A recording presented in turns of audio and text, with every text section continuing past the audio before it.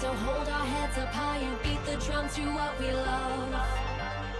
Risk the fall, or we have felt it all come crashing down from far above.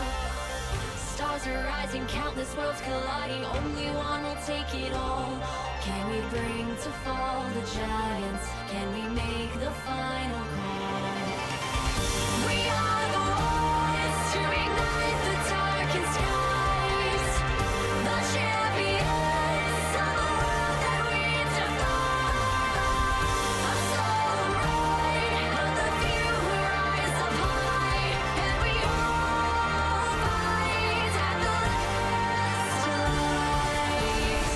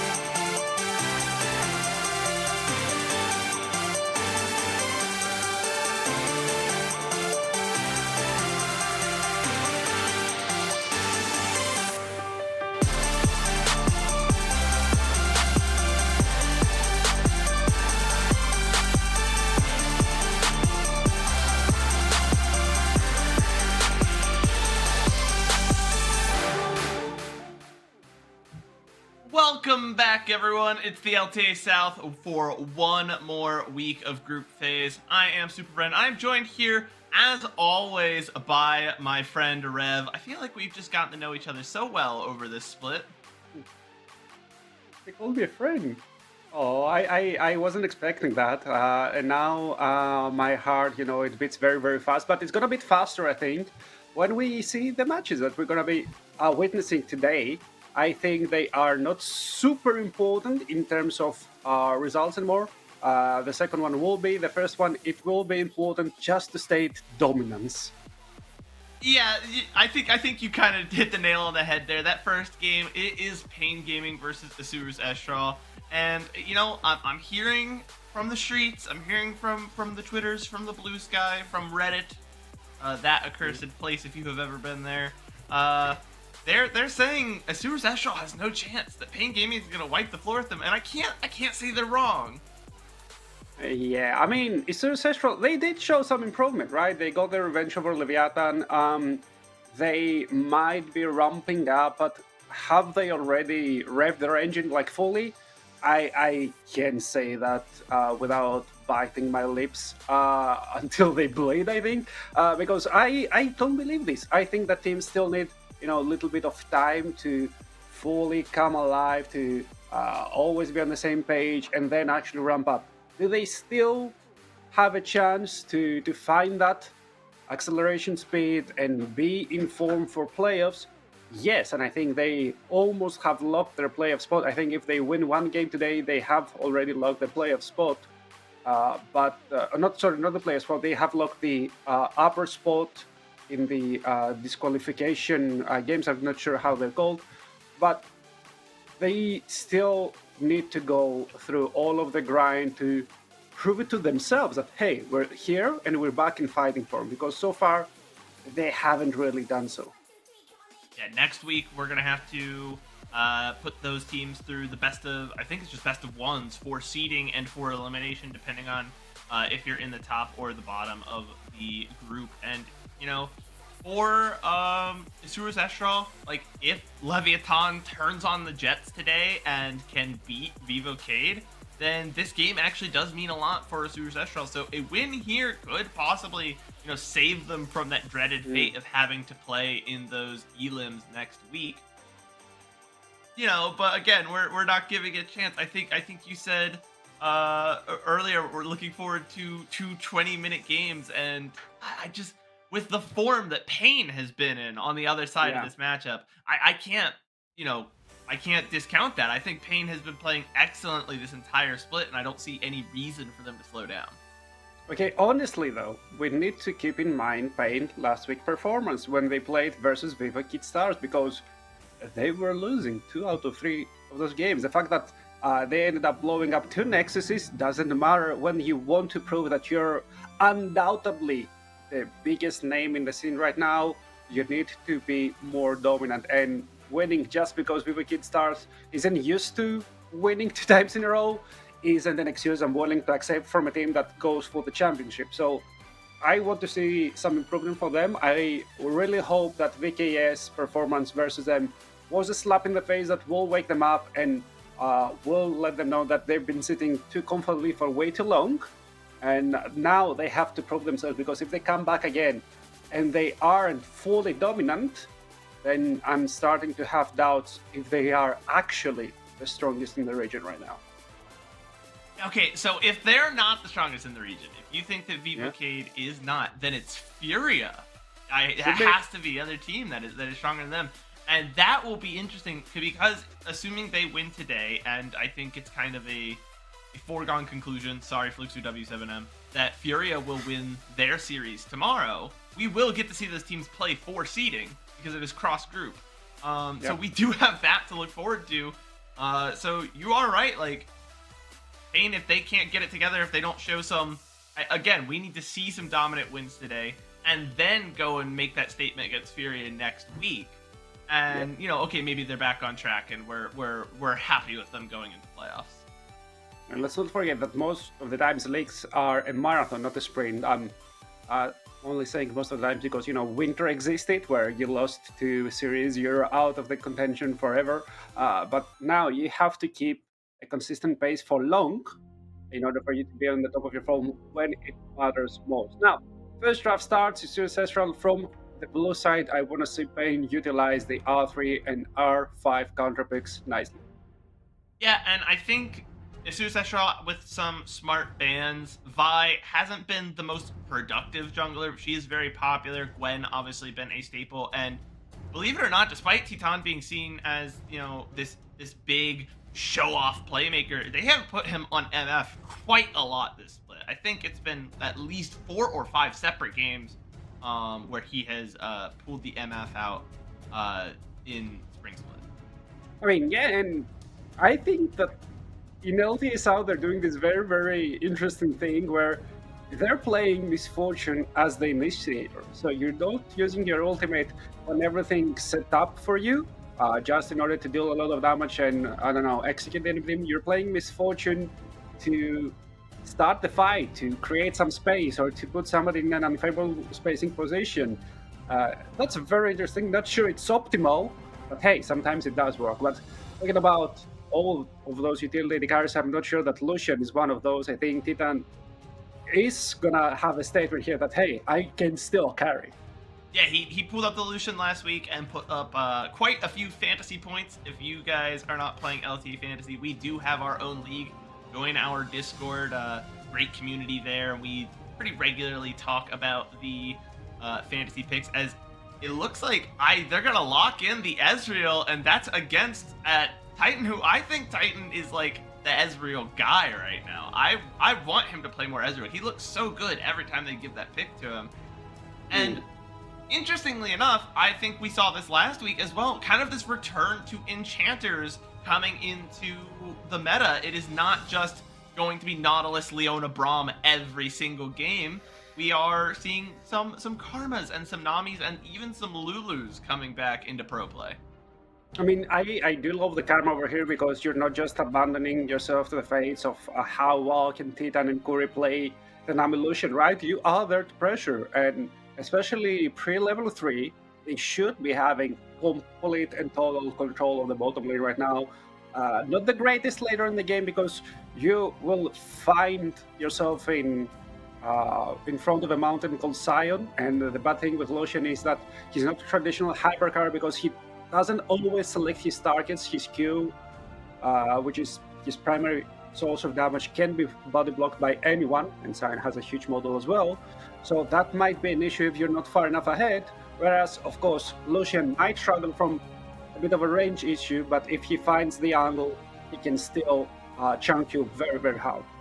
And we're seeing the second phase of bans really targeting down jungle. Neither team has picked their jungler here so far. You see Sejuani is now off the board, Maokai off the board.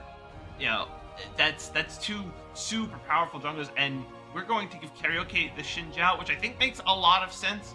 You have a comp, at least on your bottom side already, that can duel early, and giving Karaoke someone who can get active on the map, who shows some of that proactivity, the ability to make the plays and force those engages, I think is a really good play.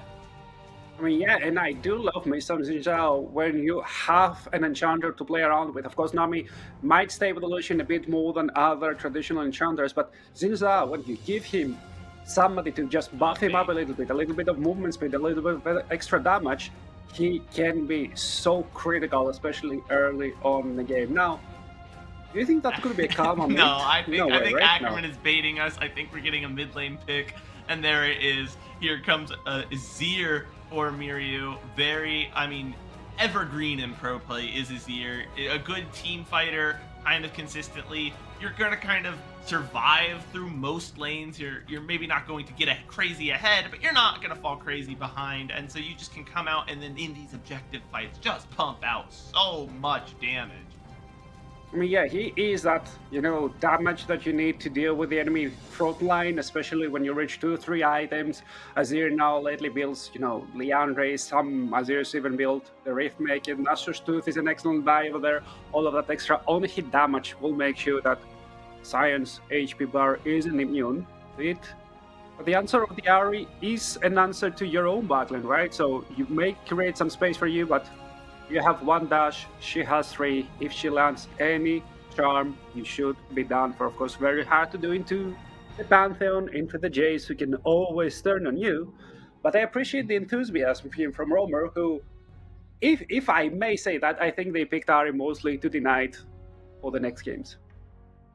Yeah, I mean, that's definitely possible. I think Romer also just can get very active, and Ari, just with a lot of mobility, affords you the opportunity to kind of make some more instinctual plays, not things you're setting up, just spur of the moment, like, oh, we can go for this. Especially with Lucian, the change to his passive last year, I believe, where they made it so it's not just when he gets a buff or his autos are empowered by an ally. It is now if he's healed or shielded, or if a nearby enemy is immobilized, which means that actually everyone on this team has the opportunity to activate Lucian's passive with Charm and then 2 knockups. So I think this is going to be a very good team fighting comp from Pain, despite everyone kind of being skirmishers. And you see the Azir is on the other side that kind of threatens that team fight comp, but you have to set it up, and I don't think Romer is going to let him get ahead, so we're actually going to have some closely contested early objectives. I mean, let's see, because you need to kind of keep yourself on track almost early neutral objective if you are Isura Seshful, right? You do scale up pretty nicely. Jace 2-3 items, extremely strong, especially in side lane. Ezreal as well, the Azir, I don't need to mention it. But if at this point you're just fighting at the edge of the cliff and you need to go over every single neutral because you've abandoned everything in the early game, it might get super tough. That's such a good point, because that breathing room can really matter a lot. I am reminded, I don't know why, when you said fighting at the edge of the cliff. Has anyone else here played Final Fantasy X? You know the fight with the Chocobo Eater, and you have to shove him off a cliff, and or they will shove you off a cliff instead of like a traditional boss fight? I don't know why that's what came into my head, and honestly, if you look it up, if you take some time to look up the Chocobo Eater, I think Pain is the Chocobo Eater, and they're gonna eat some birds, so Mir, you better watch out. Ooh, and that was a nice one. Honestly, the only Final Fantasy I've ever played is Expedition 33. I'm playing it right now, way too much. I've heard it's very good. It is excellent.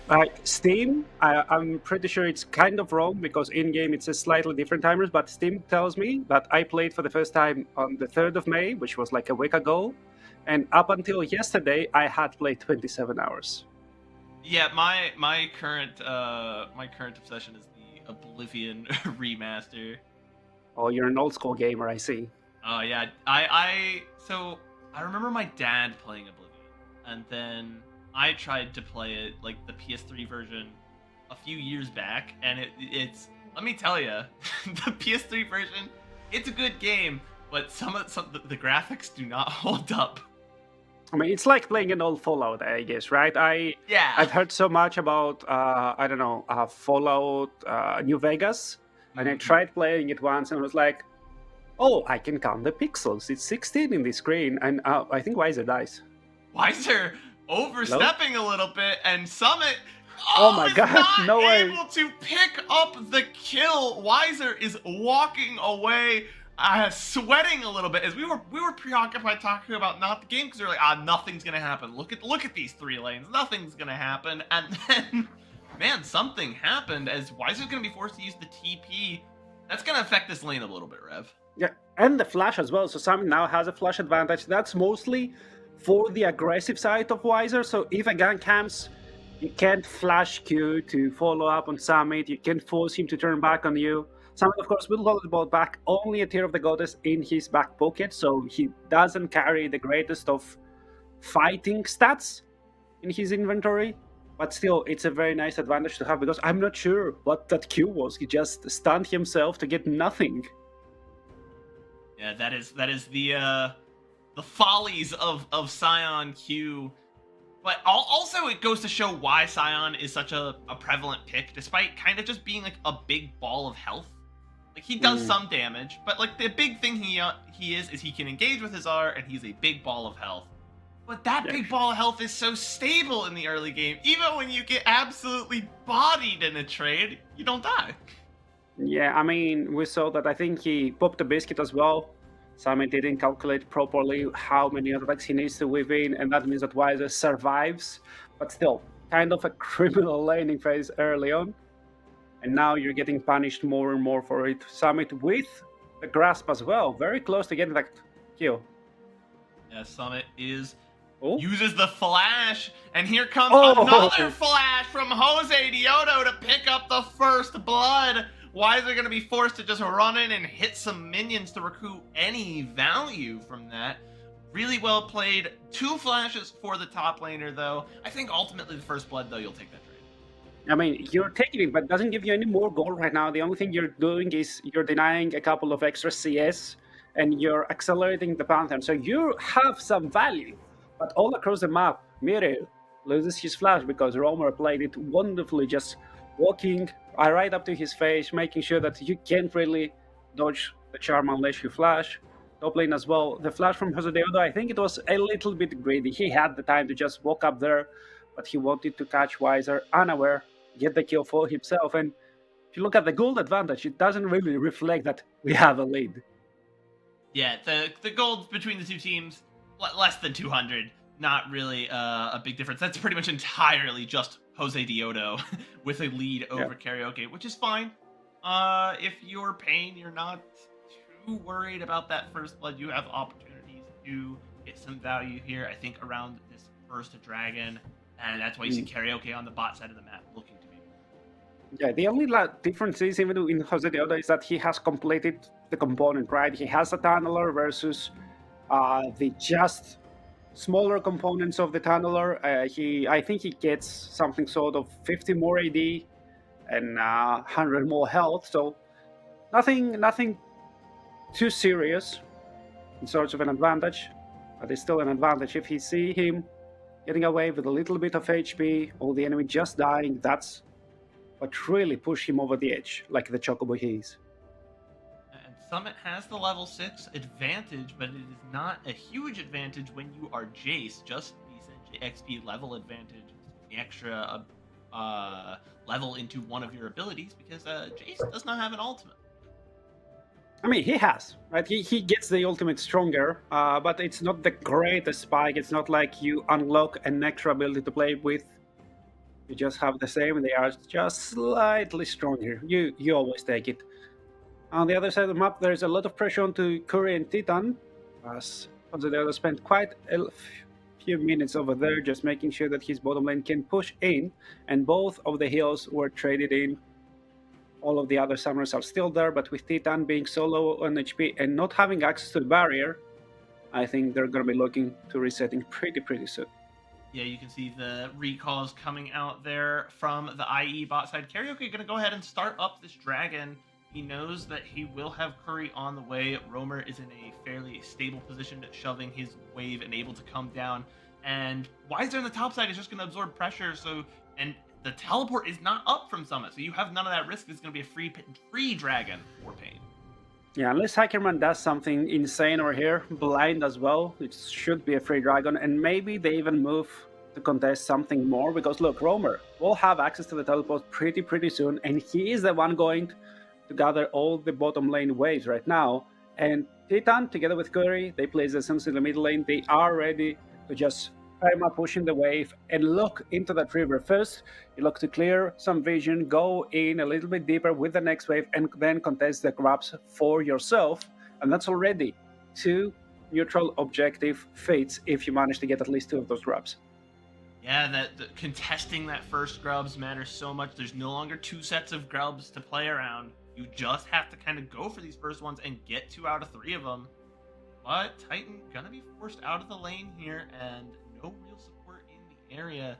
Looks like these grubs are going over to IE, as Pain is just going to be content to farm their jungle, farm their mid, get some vision on it, and I don't think they're going to contest. I mean, Titan maybe wants to try something with a W. He has nothing else to do, so that's fine. I would very much like to see Pain do something on the bottom side of the map, like try to overload there, make sure that Mirio has to abandon a couple of CS, but they did nothing of the sort. Maybe they're going to do a cheeky play on Summit with Wise's ultimate. Ultimately, not much to find after they got that dragon. IE had the tempo on the map, gets set up for the play, but Summit now gonna go on to Wiser. Doesn't know that Karaoke is nearby, but Karaoke just gonna back, doesn't see the opportunity to go in. It's like a poor health trade there for Wiser, but again, so stable as that Scion, you'll get that health back. Just let some minions die. Yeah, and also, if you're not looking to actually fight with the Scion, you can just have a bad trade and return to the lane with the ultimate, right? It's half the time that a normal champion would need to get back in the lane, so you can save a lot of tempo plays, and that's why it was the best champion initially, right? It's the passive and the ultimate that can be used to just be everywhere all at once and never get punished for dying. Generates an insane amount of tempo. You bring up the bounce. Didn't Los Ratones just play? I think they played a series this week where their opponent just picked all of his champions, and they were like, "We're gonna sack game one to make sure Faust does not get any champs he likes." Yeah. Fun thing is, like, they actually created an okayish comp. Like in this scenario, it was absurd. But think of it, like all of those champions can be played in those positions. So they were fine. They didn't like completely in their draft. But still, as far as I remember, that series went a 3-0 towards Los Ratones. So nice try. Ultimately, didn't really matter. Back in the southern region of the LTA, where we have the Rats, but we do not have Los Ratones. Are just not seeing the, and I feel like this has been kind of mostly true this split across all of the teams. We're not seeing the insane, bloody, just where there's an objective, let's go fight for it kind of crash out mentality that we have seen from this region in past years. I feel like we are really getting more measured League of Legends. Well, that's not necessarily more interesting to watch. From an international competition perspective, I am hoping that it will translate to some improved performances, because it does feel like the grasp on how to play the map as opposed to just play the game has gotten a lot better. I mean, that's a very nuanced discussion with everybody, because there's always a question of, hey, are we just playing composed and calm and collected, or we don't really see the play over here? Because sometimes you don't see the play, or you're too afraid to make the play, and no matter how good you play the map, if you can't punish all of those oversteps, you will get punished eventually. So I really would like to see, the best of both worlds over there. You need to be able to both instantly go on the aggressive like Reds do, but also, if you don't need to do anything to win, you're just winning by default, find the way to just slow down the game. Do not just exist for a little bit. That's also fine. With the game slowed down, we talked about each individual pick and how they perform at the various stages of the game. Which composition do you favor here as we're kind of transitioning from this early game into the mid game, and then as we look later towards the late? I mean, from the one hand, you have like a little bit of sustain over there. You do have a very mid-range composition and a lot of health, right? On the other hand, you outrange by a lot. You have some very nice point-and-click crowd control. You do have some very nice scaling as well, and you have better siling. So I think that if Ancestral has learned how to play the map, and they can stabilize the game across the 15 to 20 minute mark, where Pain is usually most active and they know how to completely accelerate the tempo, it should be fine. As we see the second dragon come out for Pain, that means we are getting a Mountain Soul this game, which is not necessarily what you want to see if you are Summit. Maybe your poke gets a little less value when there's a big shield and a bunch of extra armor on the field. But, on the flip side, not necessarily the highest damage carry is Titan on the Lucian, you can do a lot of damage, but it's not like the super hyper carry of, say, a Jinx or a Zeri. So maybe that extra armor will benefit IE if they can pick up some of these dragons. I mean, anyone. It will at least force some armor penny as a buy, which otherwise you might want it to skip. Not sure how I feel about the Frozen Heart purchase from Weiser. I only see Azir playing with attack speed. And will you ever be in range of Azir to utilize the Frozen Heart? That's going to be very, very hard. But still, the item is there completed. It will get shredded slowly yet surely by the Cleaver. So I'm not sure how much value he will get out of that. It at least lets him trade a little bit safer because the Cleaver into an unarmored target means you're just effectively doing damage. And that's not necessarily what you want. If you're just this big ball of health, you don't want Summit to sit there and farm health back off of you. So hopefully he's going to be able to turn that into some winning trades, turn it into some extra health, and just be kind of a real menace late game. I don't necessarily disagree. I do prefer... Frozen Heart gives like all that extra mana. You don't really need that as Scion. I do prefer items with health, but it's Wiser, so I'm willing to let him cook. I mean, I would be willing to let him cook, but I saw that level 2-3 trade over there, so I will be a little bit more critical than I would otherwise be. Like, I'd love over here, I don't know, get an Omen, get even a Deathman's Blade, or maybe get Sabit's Life. You should... No, he doesn't have the ultimate, so it's fine. We're just seeing a lot of trades come out. 1 kill in 15 minutes has got to be among our slowest games of the split, I'm pretty sure. And so I am running out of things to say. I will say, I will let you be more critical. You know, you're the guy that knows the numbers, and you get like, here's how this play works, and we're going to break it down. And I'm like, yeah, I'm just here for vibes, really. Speaking of vibes, Summit giving off some harsh ones. Weiser going to try and walk out to him, get some health traded back, but ultimately just a few more rocks of grass for Summit. And again, both top laners in the bot lane just kind of hanging out. Summit does not know about this flank. He will soon. Now he's in a bad spot as the ultimate comes out and Karaoke comes in. Well juggled tower aggro there. Neither was in any danger, and a free play on the bottom side for Pain. But not to be unanswered, IE is going to take Shelly, and I assume they're just going to immediately slam it perhaps into this top side. Yeah, here it comes. And that's going to generate a lot of tempo. IE playing the map very well so far. Yeah, they're getting first tower for sure over there. And they might even go to crush it second time, or at least try to drive it towards the mid lane. That play, I think, was very, very calculated from both sides. As you saw, Summit tried to pull the wave away. He didn't spend his flash. He didn't try to outplay. He knows that he's on the weak side. He's sacrificing himself to try and delay the enemy team. So you get at least 1 Fit of War. So 1 goes towards the side of Isurus Estral, who are still carrying a very, very nice gold lead of 1,000 gold. Now, the next neutral will most likely decide it all, because if you fight over the next neutral and you win the fight, you should be the one getting to the warfare fit first, and then collecting the neutral will give you the extra fit that you might be missing. That does. Look, we've got about 40 seconds. You see 3 members here already mid. You have Titan Curry and Karaoke all getting set up for this dragon. You called it 100% correct.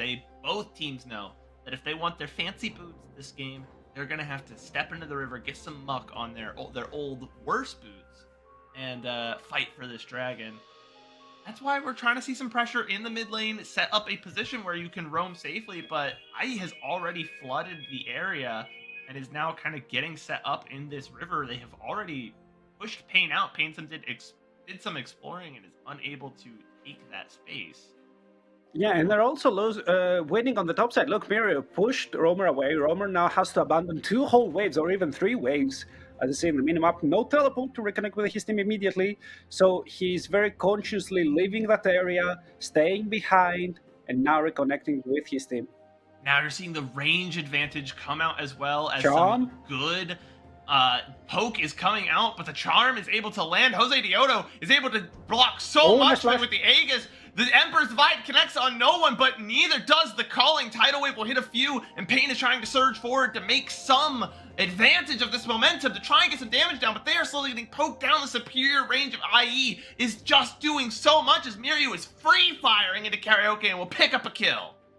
Now, Romer still has teleport Wiser as well, so we might be looking at them reconnecting the fight. Immediately, Titan and Corey try to deal with the mid lane wave, and then they could go towards the Drake. Once again, they're catching Ackerman out. Find one catch. Ackerman gets away, though, with a well-timed flash, and now Titan is low. Has to back away. We see the teleport come out. Wiser going to try and regroup with the team. Here comes the Dragon. That's already done. Jose Diodo able to get a lot of damage on Titan, but he survives and is traded back in response. Jose Diodo is down. Wiser is rooted down onto the rest of the team before he falls, and now the feat of warfare will go over to IE as Wiser finally bites it. Can he trade it back on a summit? Unable to. All of IE so low, but we are seeing that range advantage you mentioned so much earlier do all of this work. Pain unable to find an angle where they can really get on top of these long-range threats. And this is the timer where Pain usually gets on top, so that's very unusual to see. We haven't seen that happen more than once this split so far. And let's see if that will lead to them actually losing control of the game, because the Super Central, they didn't only get 2, they got 3 fates. The neutrals, the tower, and the warfare. They got their extra shiny boots, and they still have complete control of the game. Fight looks so nice for Pain for so long. But all of those summoners being up and available means that I can reposition and look to fight again. And as you will see, it is in Portuguese, but this is the new Akshan, Thornbound Akshan. There is no longer the 2 different forms. You only have Thornbound, and he works a little bit differently. But overall, it kind of makes for just a more neutral state. We were only seeing Voracious Otacon anyways, and Thornbound feels a little more balanced. I mean, does it feel balanced? I think it feels way more important than the last Atacans, because in the beginning, you know, it was the Voracious Atacan every time. You felt like, oh, you can dive. Then it was nerfed, and the Voracious Atacan felt useless. Ruinous Atacan felt kind of strong, but if you fought and lost the pedals, then it was kind of even. And now, you win the Atacan, it feels easier to pick up. And at least for me, it feels stronger as well. You get all of that extra XP, all of that extra adaptive force, and it gets accelerated as well. It gets stronger. I'm not sure if balance is the word I'd call it stronger. I think it provides more to a team that's behind. I think Voracious Otacon was such a boon if you were already ahead, because you could just force the game-winning play. And if it didn't happen, whatever. Even with the Voracious Otacon, that like, oh, let's force a play when we're behind, you probably just gave over 1,000 gold and now you're just more behind. So I think it's better for teams that are behind. Ooh, the charm! And the Tidal Wave will pick up the kill. Here comes the Grand Starfall, but Jose Diodo not able to pick up any damage, is able to dodge out on the bubble, doesn't get stunned. As Roller comes in, a huge charm, lots of damage as Wiser just taking a tour through the mid lane, just saying hi, letting you know, and now we are traveling up. I think we're going to look for Otacon here, and why not? We are down 2 members on the side of IE. We talked about this is where Pain normally pulls ahead, and now they have 600 gold up. Yes, slightly later than usual, but now let's see what the Otacon rule meant for them. The Summoner Dispersy looked very, very strong. Summit, no flash. Titan flashed away, right?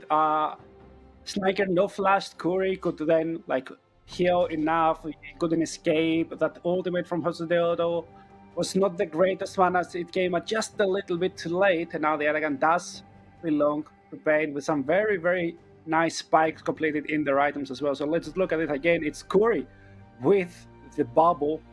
And Jose Deodo is instantly there, but because his marksman got executed, he can't really do anything. And now the flash from Titan here, very nice to make sure that he doesn't die. Romer connecting with another charm, and that means that Wiser is just driving by. A great charm there, just a great team fight. I think that's what you kind of expect out of Pain on this comp like this, where they can skirmish, they find a fight when they have the advantage and force it. And then when it's even, they maybe don't want to fight as much because they saw what happened around that dragon, and they don't want to repeat that mistake. Now that they have that very, very slight gold lead, I mean, it is a minuscule lead for this stage of the game. And the thing for IE, yes, they did not get the Otacon, but they were able to pick up that mid lane tower and put the Azir passive onto it. So now you are generating immense amounts of pressure just kind of automatically in the mid lane.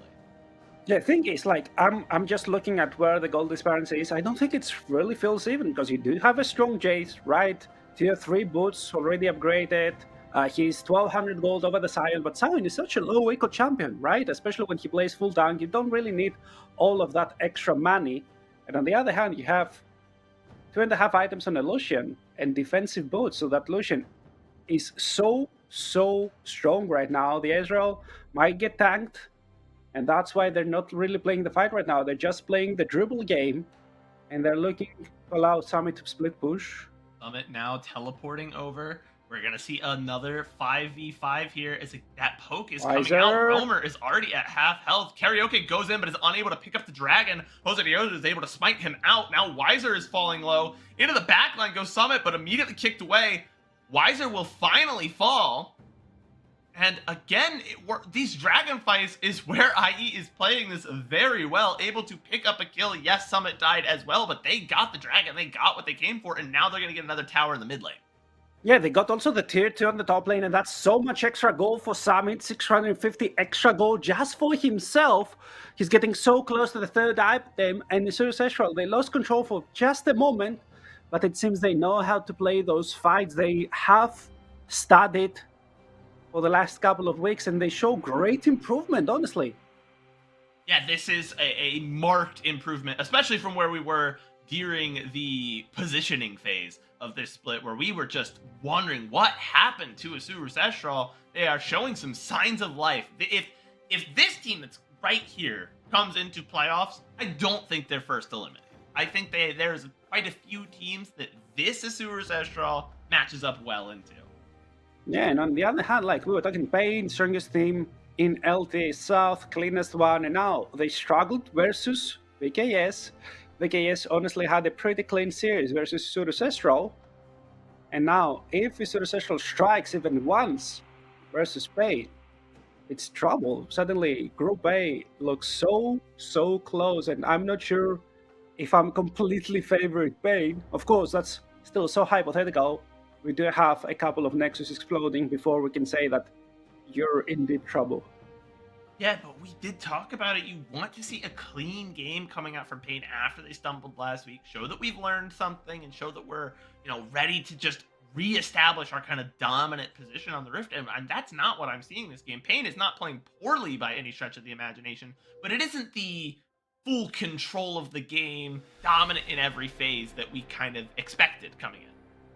Yeah, for sure it is, and I expected way more from them. Or maybe, just maybe, we expected way less from Ezreal, because that can also be the case. It's not like we're looking at Pain and they're just stumbling left, right, and center. They're walking over their own shoelaces and they cannot do anything. It's Ezreal makes a out play. Of position, has to use the Emperor's Divide, but Karaoke is waiting for him. What are you doing in the jungle? Out of position, and the Chocobo Eater finally strikes as Miryu is gobbled up in the river. I mean, oh my god, it's the Cassacres, isn't it? I just made sure to make a point that it's not only that. Oh, never mind. That's enough fight. Goodbye, Summit. Tidal wave comes out and Summit is gone. Curry has as many kills as his ADC this game. Which, you know what? Good for him. I don't have Curry on my fantasy, but if you do, he's putting in work for you today. Yeah, the fight still might be 50-50. Jose Deodo is there and he's looking to get in the area. The Baron debuff applies on top of all of Pain. Yeah, the Baron is doing a lot of damage. Ackerman is deleted, though. That's that quick burst that comes out from this skirmish-oriented comp. And now they have an advantage. The Grand Starfall coming in does a lot of damage, but is unable to hit the smite. He is out-smitted by Karaoke this time, and now Pain is going to play on the back foot, trying to get out of there and save as many Baron busts as possible, because Miryu has respawned. He's here to do damage. Those soldiers hurt. Here comes Snaker and Miryu trying to pick up just a little bit on this back Whoa! end. And the Snaker picks up Curry, almost picks up Titan. My goodness. Not necessarily the best target to take out, but, you know, you'll take something. That's one less Baron buff on the board. One less Baron buff, one more kill for you. That's the first kill for Snaker as well. So he gets a little bit of gold in his pocket as he tries to build towards what I expect to be a Spear of Sojin as well. Third item completely for Titan. Immediately grasps the last Whisper as well, so he will be way, way stronger. Look at Summit, because he wants to control that space so much, but Ackerman isn't on the same page, and now he gets gold to the Charm, collects, and Roamer. He makes so many picks for his team. They start up the Baron just to force the 5v3, and although Jose Deodo fights valiantly, he doesn't find the smite, and I think that's the importance, that if Jose Deodo could have stolen this one, it could have been almost worth for them. Oh man, and it's really close. You see it down there with 200 HP before Karaoke smites it away. Really, like you said, a valiant effort. I think what ultimately cost obviously the misposition from Summit, but on a different comp, that misposition doesn't matter as much. But I called out at the start of this game the amount of different CCs they have that they can apply. And it wasn't just here to proc Titan's passive, but just Summit dodges 1, he dodges 2, but how can he dodge 3? Can he dodge 4 different CCs coming out from this team? It's kind of difficult. Yeah, you're playing Enter the Gungeon at some point instead of playing League of Legends over there, a little bit of bullet hell.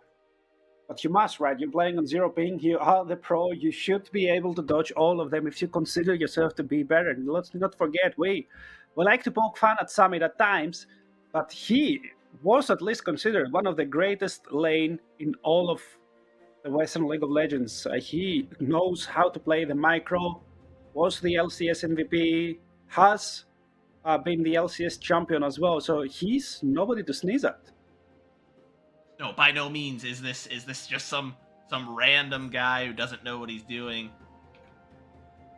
You can expect generally good things from Summit, at least in the lane. I think a lot of the questions from people, my goodness, so close. Close to killing Titan. Extremely. A lot of the questions about Summit is whether those good lanes can translate. Are we going to see this from Titan's POV? He also cleansed over there.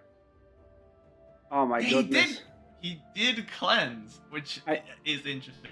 I think that's, just muscle memory. You used to be having there some very defensive summoners like the Barrier, like the Hill. And now you're playing with the cleanse at the point which you just see the spell coming. Wait, there's a dive attempt, a flash from Summit. I think it's going to be called off for now. Grand immediately closing the entire calling on an agent doesn't matter. Not kill who's now 4 and 6 bound for the pain I have on my fantasy team, so I'm pretty happy about that. Not biased. Hashtag not biased. We're completely Hashtag not biased. Thing is, right now there's quite a good goal lead for Pain. What will be a point of pain for them is their range, right? They don't have the greatest siege composition. And if you don't force a fight away from towers, if you don't get a catch, or at least if you don't attempt a dive, which you can do with Wiser, it's going to be hard for you to approach enemy tower and make sure you stick some damage on them when the enemy team also has some great forms of wave clear on the Azir. Yeah, I mean, even with a 3k, nearly 4k gold advantage, over 4k gold advantage now, they're still down on towers. You can see IE has picked up 5 towers across the map. And so no inhibs exposed, still 2 tier 2s left up for IE, as we might get a fight in the bot side now, as we're seeing a teleport come out. Miryu getting a lot of damage in. A bunch of damage comes out, but Summit is just caught in no man's land, just out in the middle of nowhere. Now IE just gonna have to break it off and leave. Yeah, I think they expected Pain to come from the other side, so they try to split their forces, try to get at least one out, but Summit, he got the wrong choice, and thankfully there's no Baron for 45 seconds, but that's just enough time for Pain right now to get one more wave, to put some deep vision in the enemy blue side jungle, make sure that there's nothing there for Isuru Sestral to collect. Oh, that was close. And after that, you just go in for the Baron. Oh, look at this, the late game, the crit from Titan. You know, I think we had a discussion many weeks past about the value of different armor pen items and the LDR, especially when there's not that much healing. There's really just the Sundered Sky on the other side. When there's not that much healing on the NA team, the LDR does still get a lot of value, even without the Giant Slayer passive anymore. Just because by this point in the game, when everyone is level 15, 16, 17, the percent of armor that you are penetrating with LDR is so much higher than even like 2 or 3 lethality items. 40% armor pen is nothing to sneeze at. That means Titan hits like a freight train, not a bus, a cargo ship. It's like getting just punched in the face by like Floyd Mayweather. I cannot understand how much burst he has. Yeah, it's absurd, honestly. Now may also enable him electrocute, or I almost said Thunderlords. Electrocute, thanks so much. Nice, Zonias. Is now Roamer going to come out, get some damage down with the ultimate.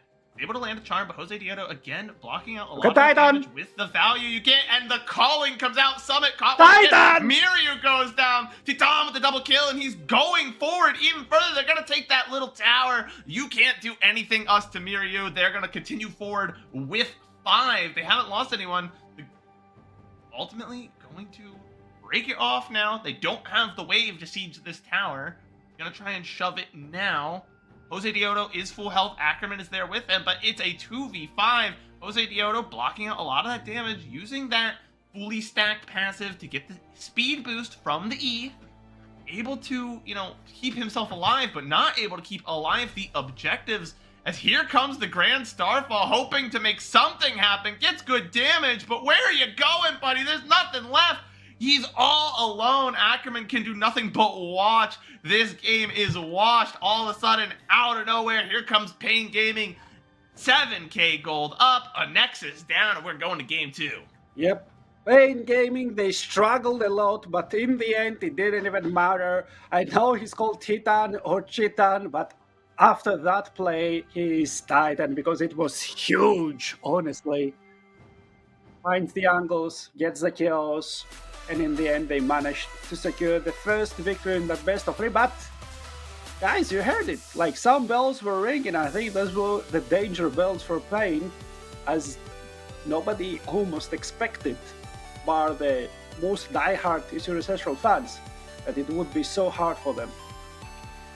Yeah, and they did a good job mitigating their risks. I think Isuru Sestral played well in the early game, but once Titan got rolling, once Titan was just slamming those double autos in, fully empowered, just a very, very well played game. I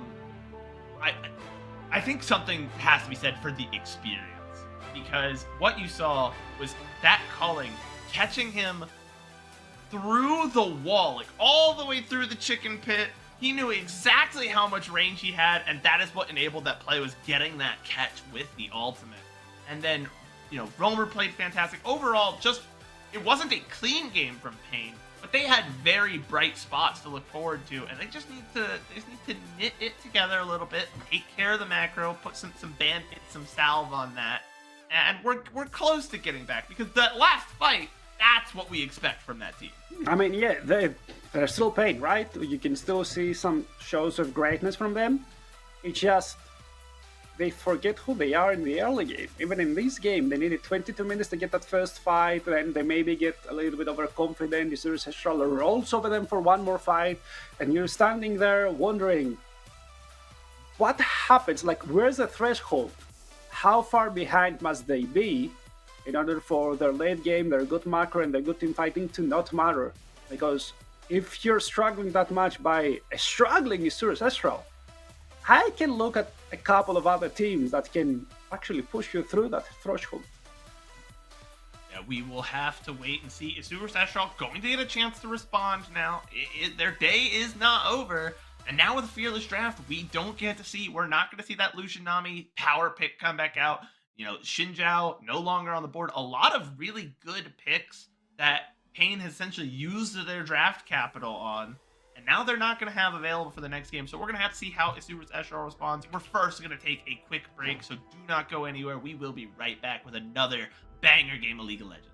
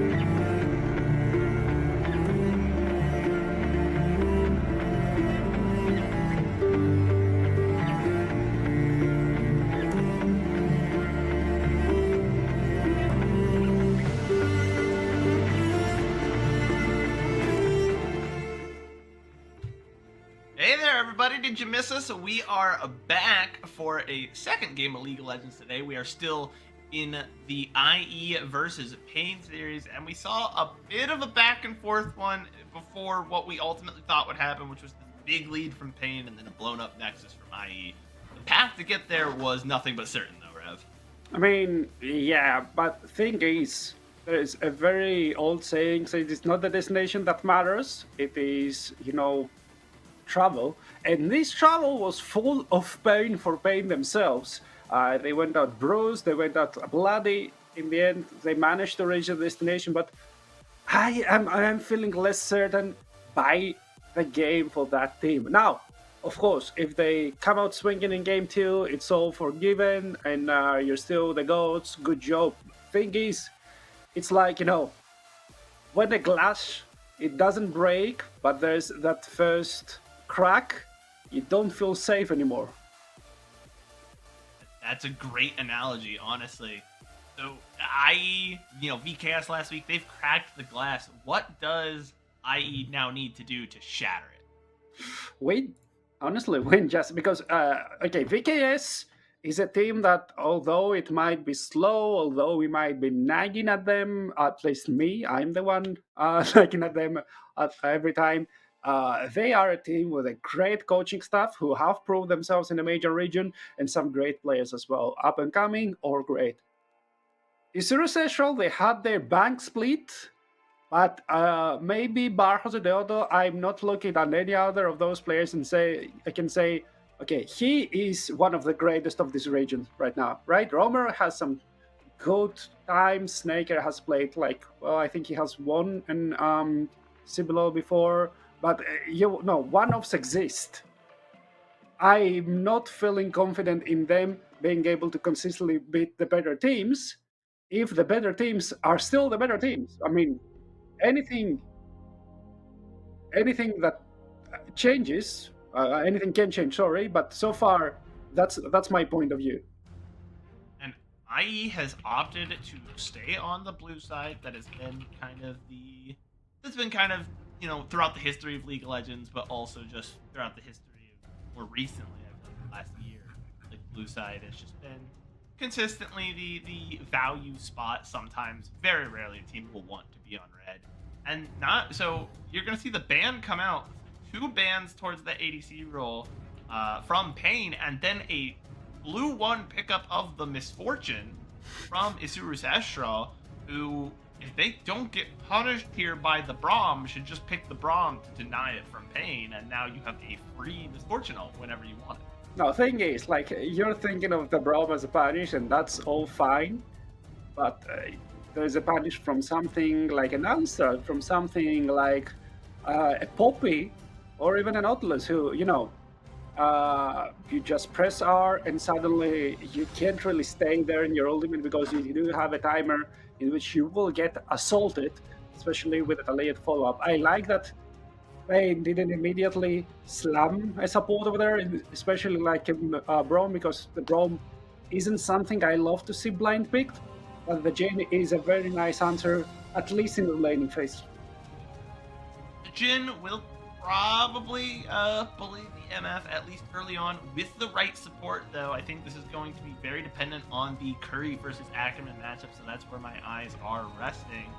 IE picking up it's not an out there comp, but it's definitely a little different than standard, as you kind of come to expect as you get later in the Fearless draft and a lot of champs get taken off the board, with a Lilia and a Yone as their jungle in mid pickup. I mean, you can see some sort of specs of a combo, of the combo of the sleep from the Lilia and Misfortune ultimate, which doesn't wake them up. But it's also the AD-AP balance. But what I'm missing here is some proper, easy-to-execute crowd control. Of course, they're still missing the support and top lane position, which mostly consists of champions in the meta, at least in the competitive meta, that tend to do that. Provide you execs to engage, such as TheRealRev, such as, anyone in the top lane, all of those tanks that are played, even the Cassandra could do that. But the Jax is a nice pickup from the side of Pain. I think it's gonna go into Wise's hand. and then they can have a low eco jungler as well to follow up for karaoke. And you talked about the Poppy. The Poppy is gone, and the Neferi has been banned out. We see now the Cassante gone. So 3 bans towards that top side. 2 bans come out for the support in the second round alone.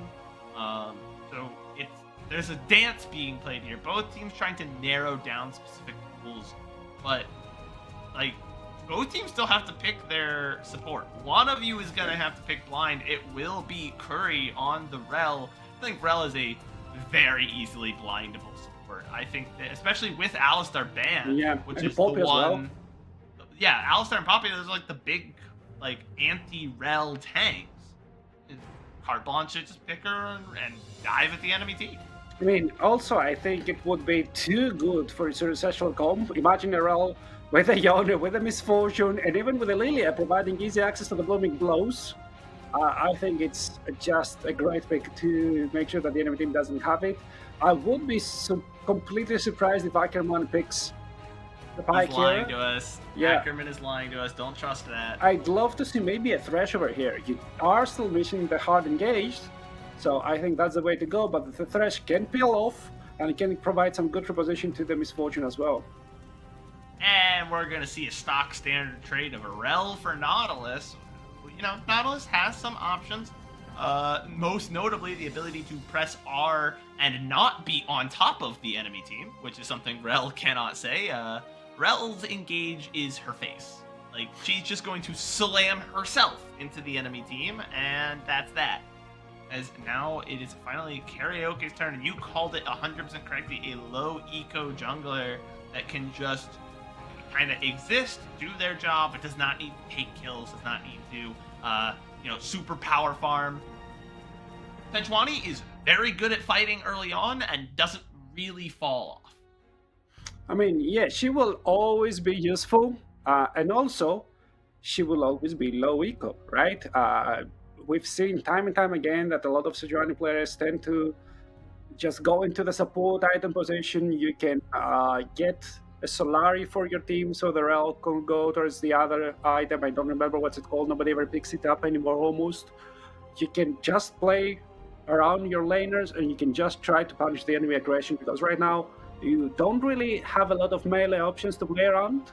You can play with your top laner, as the Jax can even facilitate a first crowd control for you to come and gank in, but otherwise it's a defensive Sejuani and it can work wonders. Now both teams getting ready here to get out onto the rift.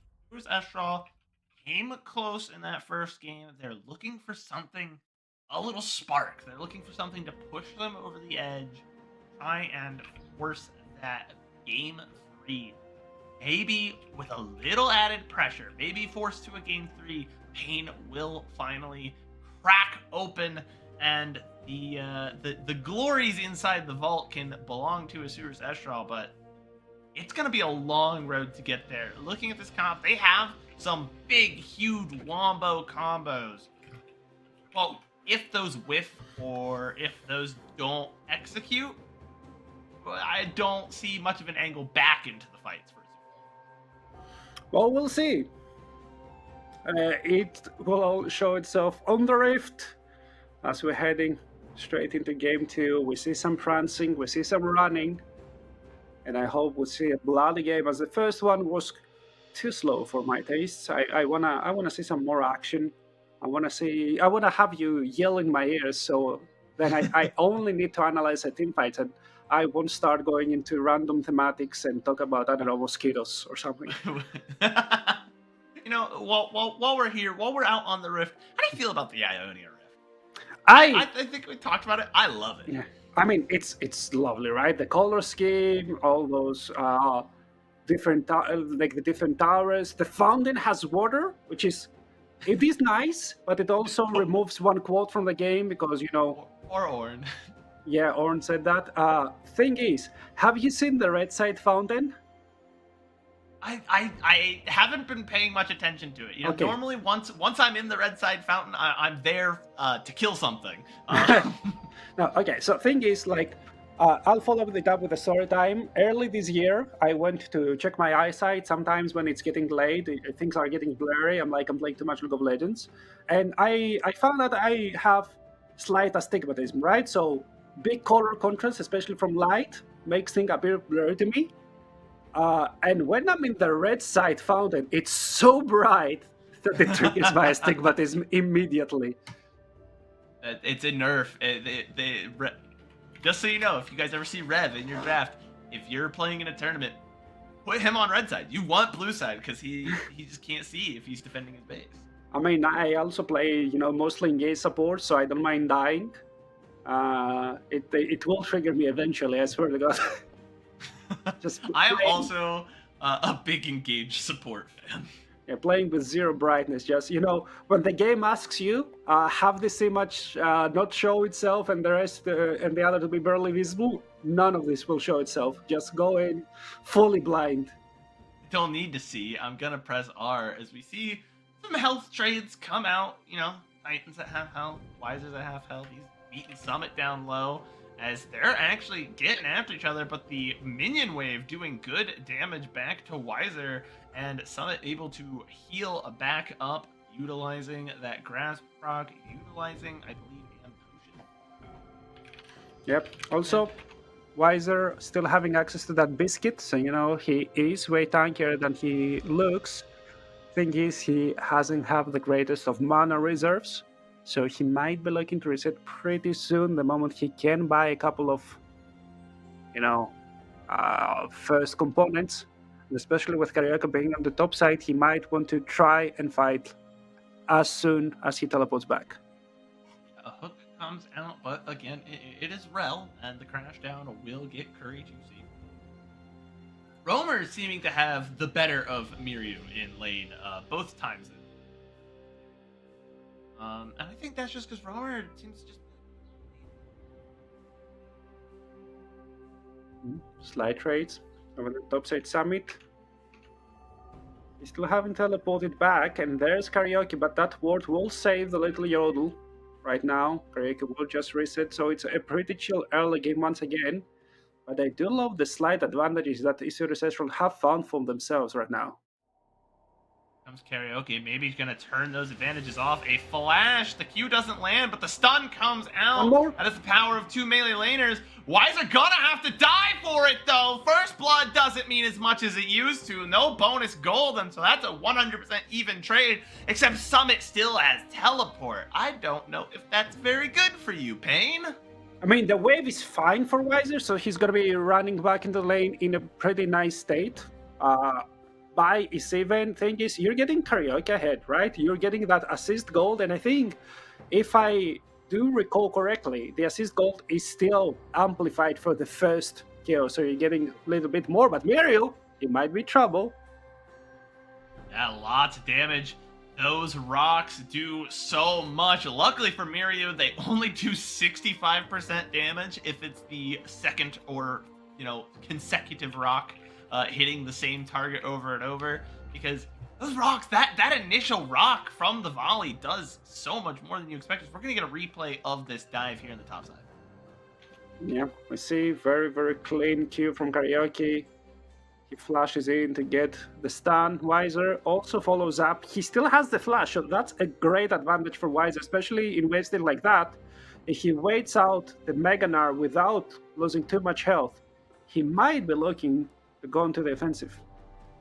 No, I actually do like, though, the way Summit used the flash. Just barely actually didn't get hit by the Q from Karaoke and dodged that initial stun. And if he had been stunned there and stuck out, not under his tower, not had the chance to bounce under there, he would have then been vulnerable, and Wiser would not have gotten the death. He would not have taken that tower shot. Oh, there's a flash. Here comes a stun, and you called it. Wiser using the flash to secure the stun. Now Summit on the run, just trying to buy time. Maybe hoping that Wiser would kill him before Karaoke could come pick up some assist gold. And this is what you want to see. If you're a Jax, you want to get this guy fed and ahead early. You gotta try and respond on the other side of the map and pick up the dragon. I mean, I think he tried to play around the Mega Gnar. He had access to the ultimate, and Weiser didn't. So it was a smart play, but now he's going to be falling slightly further and further behind. The component's still not really mattering. There's just a glowing mode. And, you've seen the meme with the ant and the Satchel just coming back with a mode.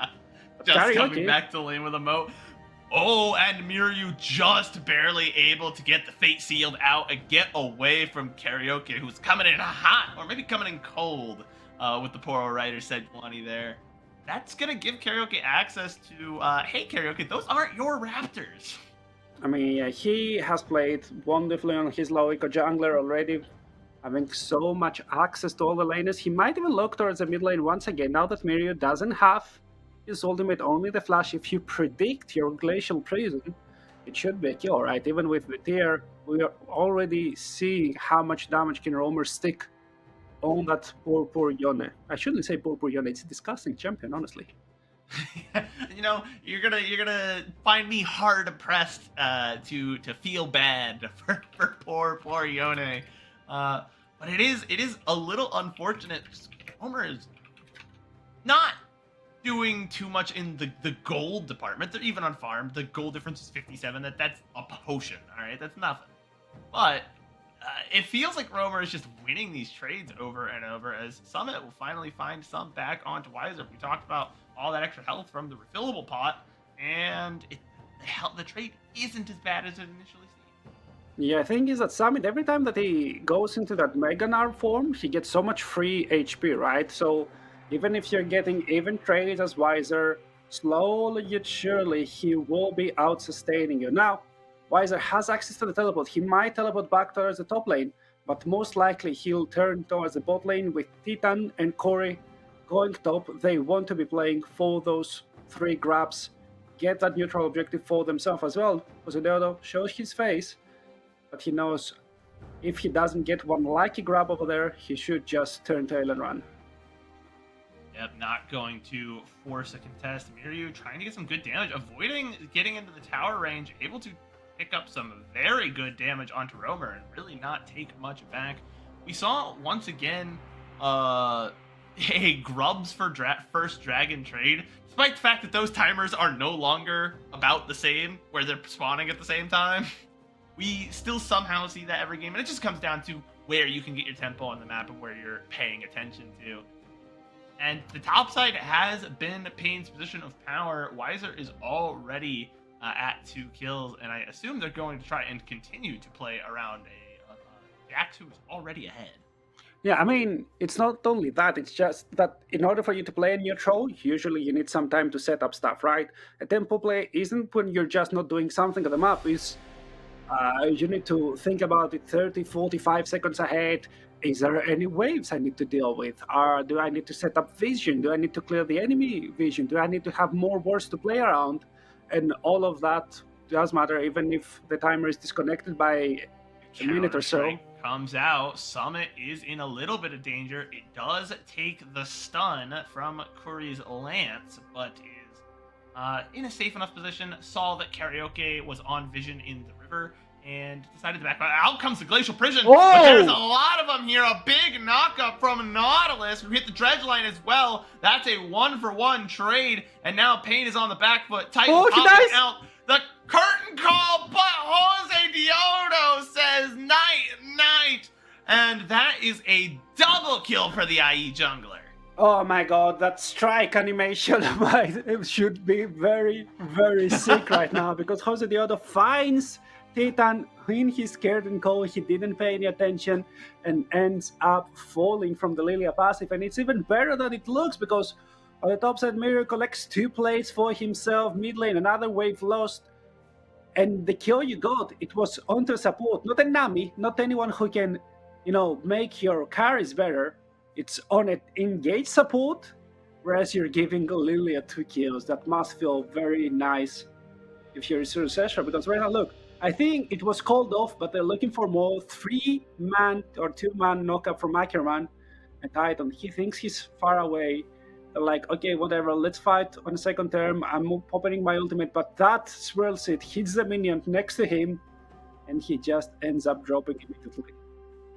Yeah, it does look like Pain was going to call it off, and then the dredge line hit, then the knockup hits, then the lilting lullaby, and they're like, okay, we gotta do something now. And so they try to fight and are at least able to get a kill back.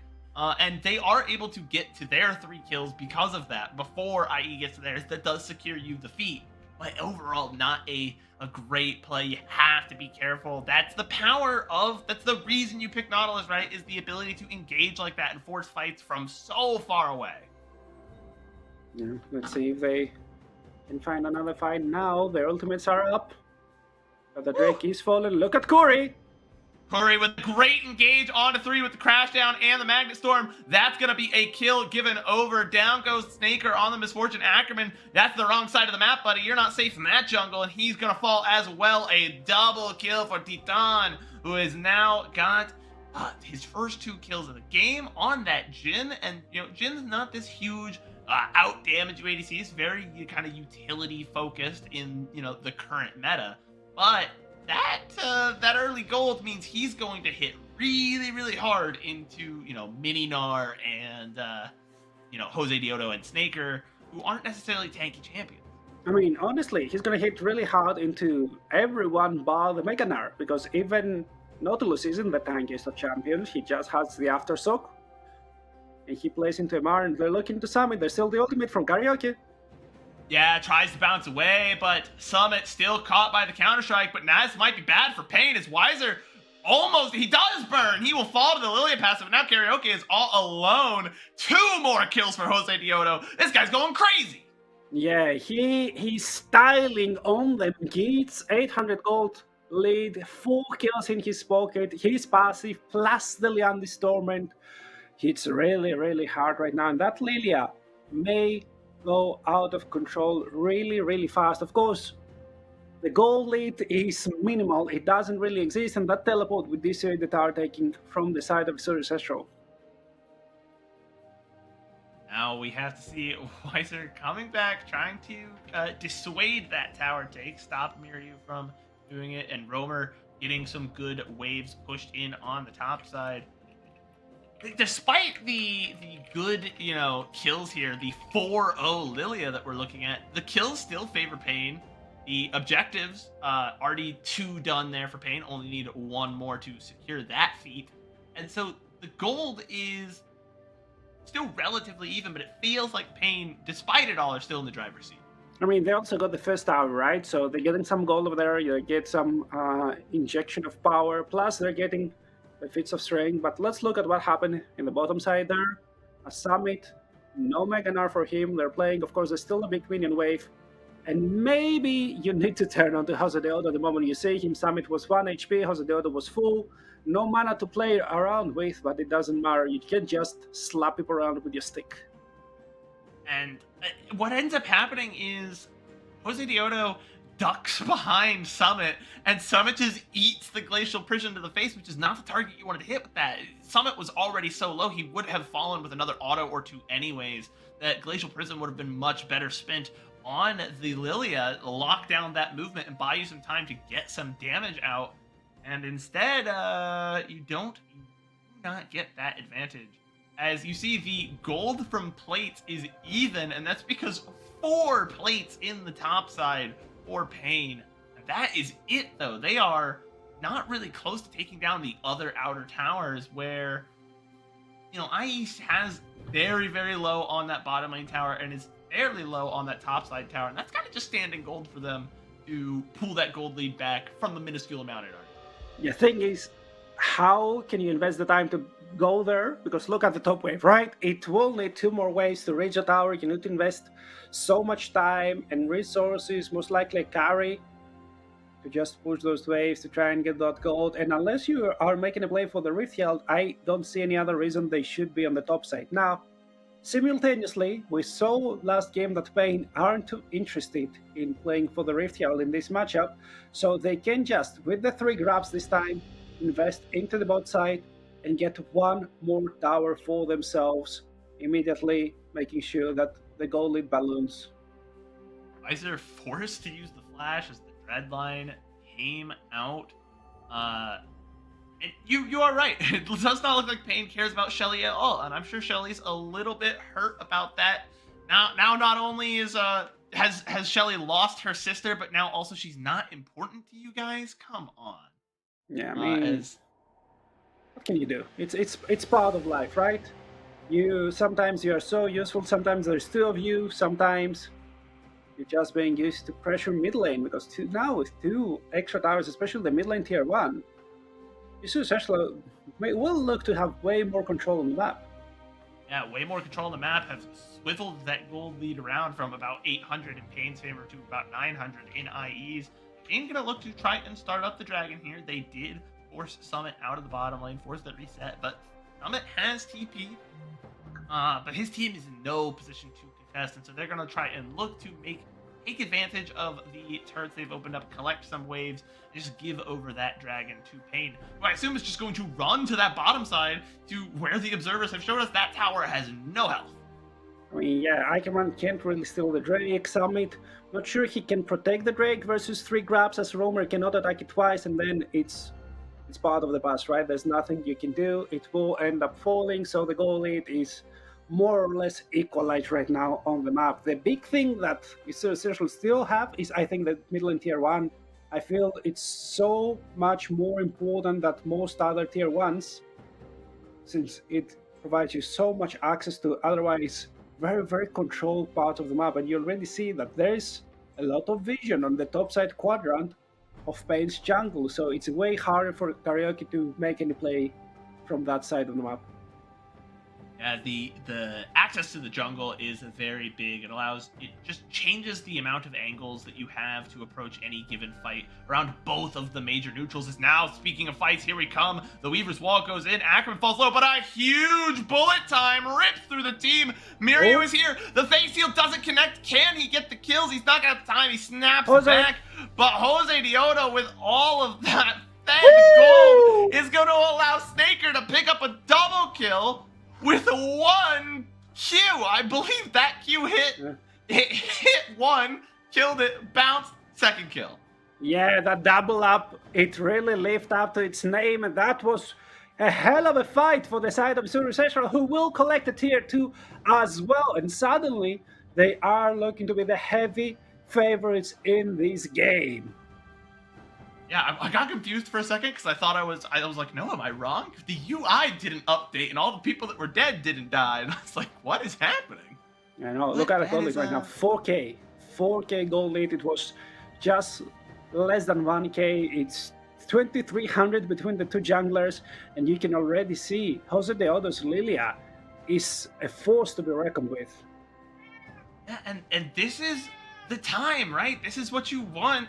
If you're IE, you now have this gold lead. You forced Pain into what was kind of a bad fight. They got caught at the choke point and just got ripped apart by the bullet time.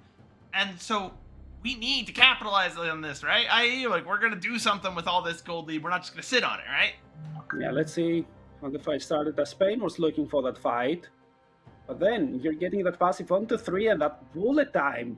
It ends up shredding all of those people, with Miri also collecting a couple of flashes. Jose Deodo still full HP, still has access to everything bar the ultimate. Goes in, the double up.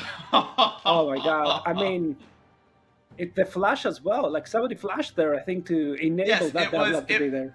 Yes, it was Karaoke flashed, I think, just to make distance. But they flashed behind Titan. If they had stayed where they were, the Q would not have bounced to them.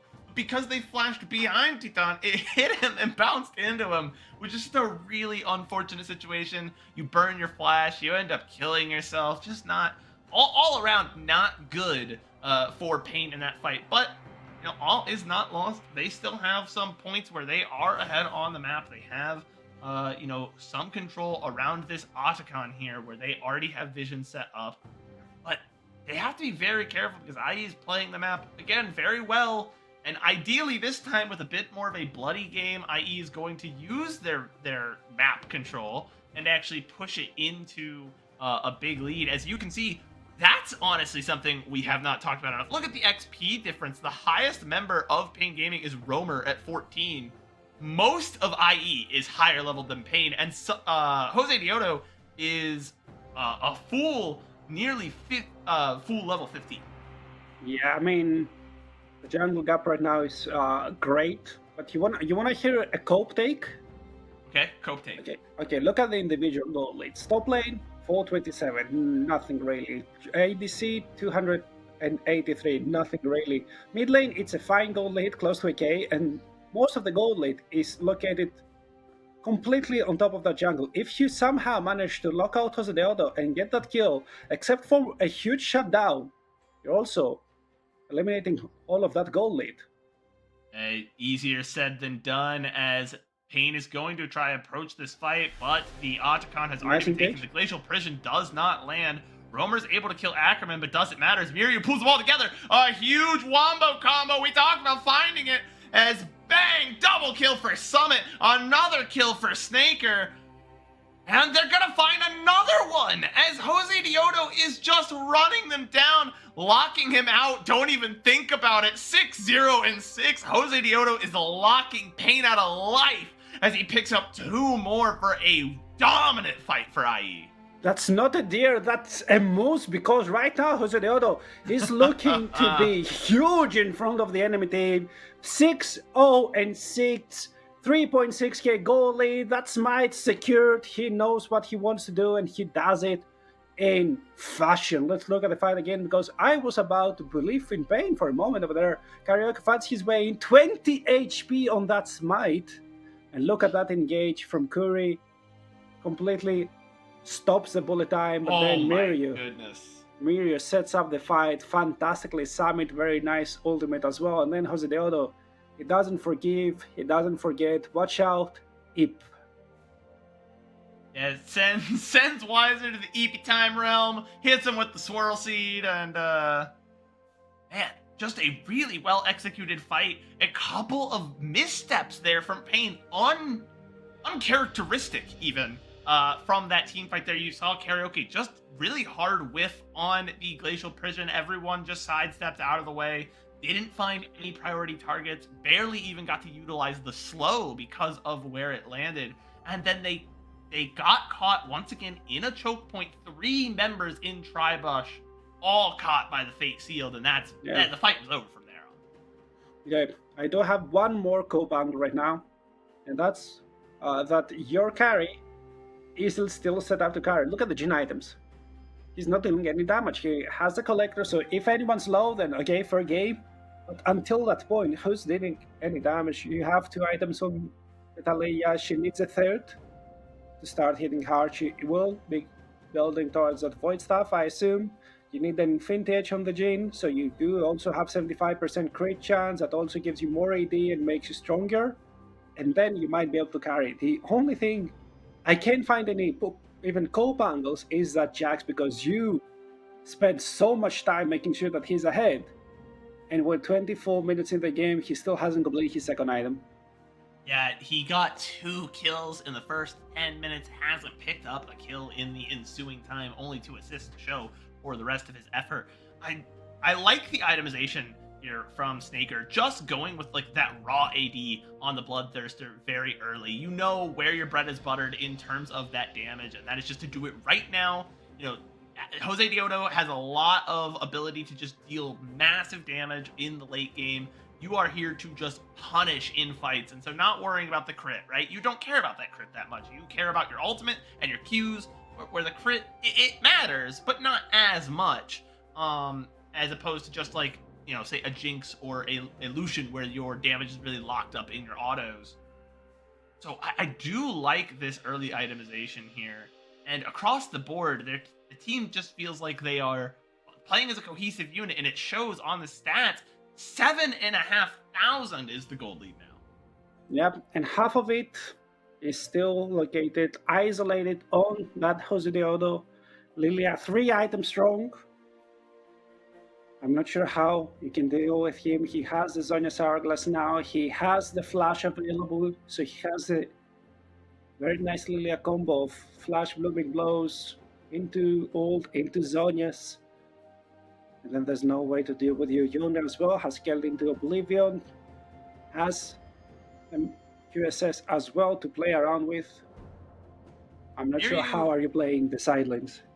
He did not have vision of Karaoke in that jungle. He just had a feeling. He must have saw him move away, move down towards that jungle, and so he just W's over the wall just to try. As you can see, they toggle the vision there.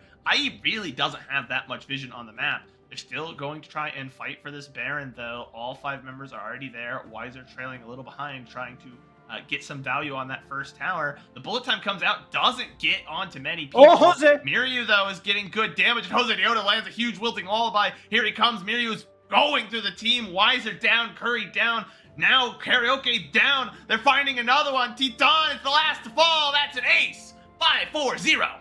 And I don't think that's only an ace, that could be the game as well. Look at those death timers. They're 40 seconds. If somebody can tank for that 1 minion, they could make easy work for those last 2 towers. Yeah, the inhib is there, and the wave is coming in. They just need to clear this out nice and quickly. They still have double-digit time before anyone who does any damage comes back online. I think this is going to be a win for IE out of... Well, I wouldn't say out of nowhere. They felt like they controlled this game the whole time. Pain, we talked about it. The glass was cracking, and someone on IE, we know who it was. Jose Diodo comes up, slams his staff into the glass, and shatters Pain in game 2. I mean, we still need to keep our expectations down, right? Pain have lost 1 game before in a series. It was 1 week ago. But can Isura Central just push it a step forward? Because right now we are at the cusp of a very, very exciting timeline. I don't want to say that this is the blessed timeline anymore. It's an exciting one, because imagine the possibilities of a 3-way tie. VKS can go to 2-1, IE can go to 2-1, and Pain, if they lose 1 more game, they can go to 2-1. IE's right there. They've come up to Pain. The glass was cracked from the last bank heist attempt where VKS tried to steal a series for them. IE saw the glass was cracked, hit it with a hammer, it shatters. They need to step through the vault and grab the cash and run, right? They need to finally take those last steps and pick up that 3rd game, because Pain is going to rally. They are not going to go down without a fight in this 3rd game. I don't think they're the kind of team that just, oh, we're down, like we're gonna just go out with a whimper. They're going to go out with a bang, and so I'm really excited for our first Game 3 of the day, first Game 3 of the week, and one that could really legitimately matter, like you pointed out, could push us to a 3-way tie. Yeah, let's see, because right now we're really at the cusp of something completely wild happening in a group, forgive me, excuse me, which we expected to be done and dusted after just 1 week of play, and oh my god, this region loves to subvert expectations. Yes, wild is the right word. That's what we've come to love about CBLOL and then the LTA South, is sometimes you just can't predict what's going to happen, which means you need to stick around and watch Game 3. We will be bringing it to you after a short break.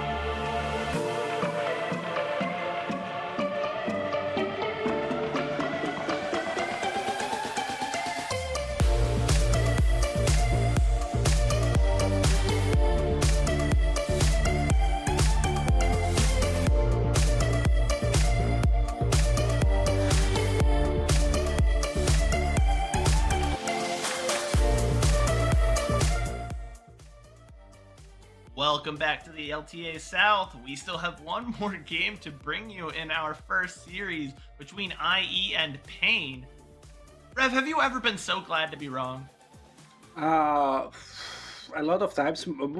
I'm mostly glad to be wrong because I have nothing else to be glad about. But jokes aside, that was too dark. That was a little bit too dark, of course. I have the cats to be glad about, and I'm often wrong about them as well because they're little assholes. But it's at least will be an interesting series, right? And that's sometimes it elevates the league, and it will be seen, right? I'm looking at it both ways. Even if Payne wakes up, wins, like cleanly sweeps the last game, shows that okay, we're still Payne, you're still just a random team who will struggle. It will show that Payne can still be beaten, and maybe that Isuru Ancestral has stepped up, but I'm not sure which one of those two options it is, and I would need at least one more week to figure that out. You know, sometimes a team needs to face adversity. If you just go through the whole season, you coast by, and, you know, no one presents a challenge, it's all simply too easy. And then you get to finals, and all of a sudden, like, the other team is playing like a feral animal with their backs against the wall, and you're like, just doing it's winter? easy, we beat them before. And then all of a sudden, you don't know what you're doing. Maybe the adversity will be good for Pain. Maybe it's not glass that is cracking. Maybe it's ceramic that's being put in a fire. I mean, yeah, it's better to get slapped when it doesn't really matter, but that would be the best of ones, right? If you drop a couple of best of ones there, if you don't finish first, but you finish, I don't know, third or fourth, it's not that big of a deal. You're still fun, you're still top of the league, but you have come to learn about some of your shortcomings. If you lose right now and you're put in the three-way tie scenario, and somehow this tie is resolved by you losing the positioning slot, and you're suddenly, of course, in the kindergarten group, which you will be expected to sweep, but you're still there, that will at least hurt your ego so hard that I don't know how you're quickly coming back from that. And now we are moving into this third game, and it's hard fearless. So once either team picks a champion, as far as I understand it, no one can play that champ. Yeah. So, I mean, the pools for a lot of these champs are getting narrow. I mean, think about just what we have seen Titan play in this split. We have Lucian is now gone. Ezreal is now gone. Fortune is now gone. Jin is gone. Also. So we are gonna have to see some old school comfort, some weird pocket picks come out. And speaking of that ADC pool, immediately targeted down by Pain. And IE, knowing where they need to contain, they did it last game. Stopping Weiser from really doing anything most of the game. They banned both a jungler and a top laner. Yep, let's see. What will the last one be? It's gonna be Nico. So they're banning lane dominant ADCs right now. And I think they're really, really opening up the angle for an early Kai'Sa over here. Because anything that outranges Kai'Sa is already gone. The Xayah, there's no reason for you to ever pick Xayah with the Vi already out. I'm not sure if there's any other like hard diving champions that you will be countering.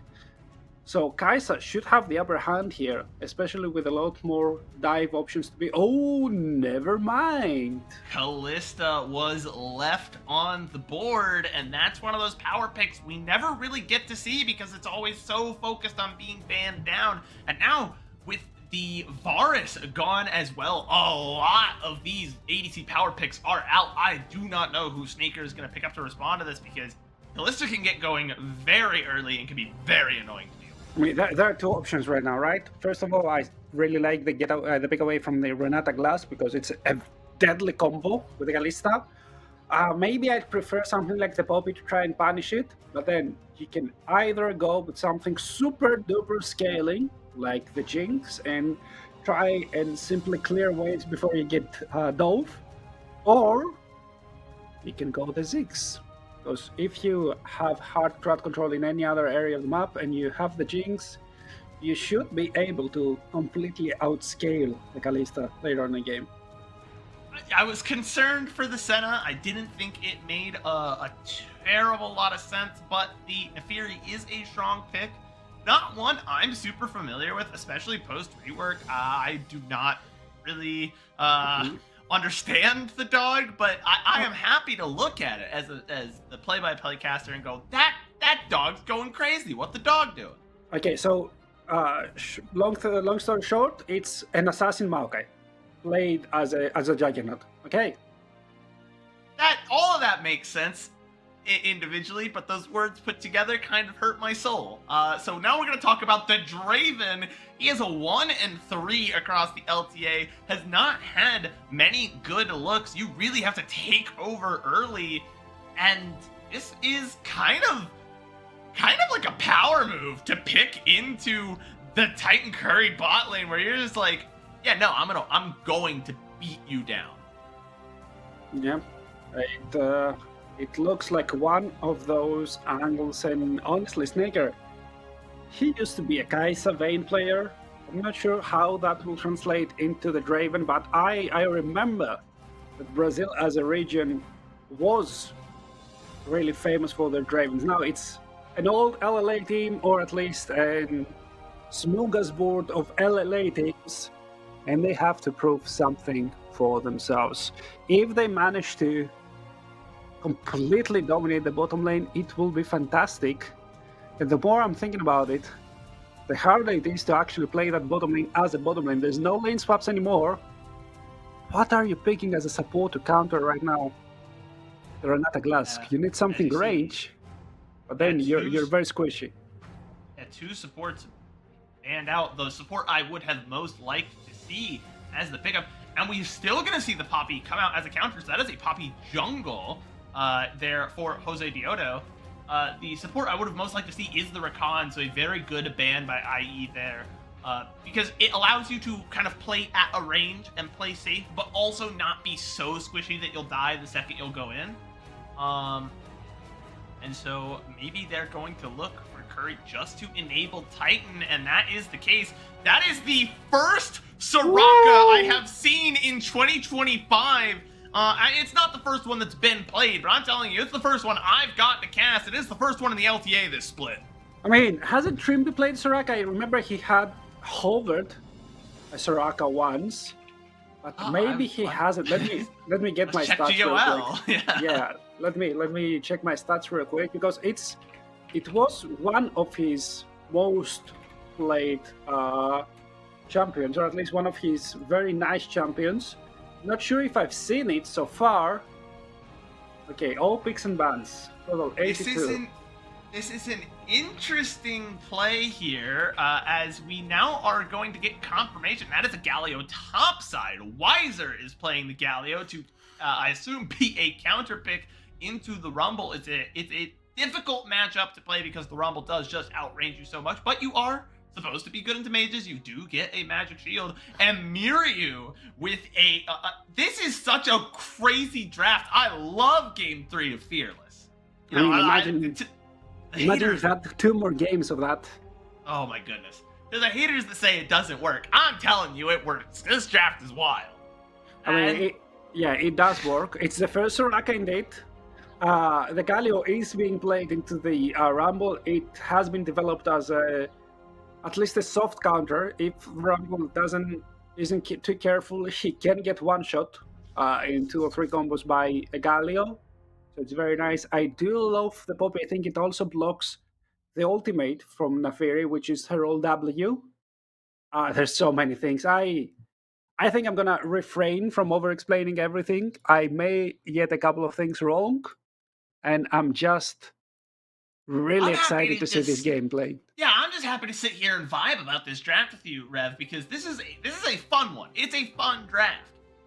You have Romer, who, you know, I generally expect good things from, is on the it feels like a very safe pick, the Orianna. It can bully people in lane, but it's always going to have utility even if it's behind. It can do big explosive damage versus Miryu on the Akali, which is like, I have hands and I'm going to beat you to death with them. And that is not a safe pick at all.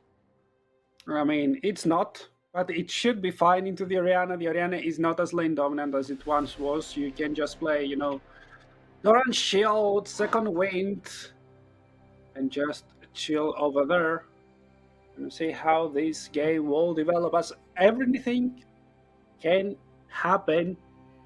I think that this is essential. If there's any point in the slate that they should strike, and they should strike hard, is right here, right now, as you have tried to push Pain to the limits.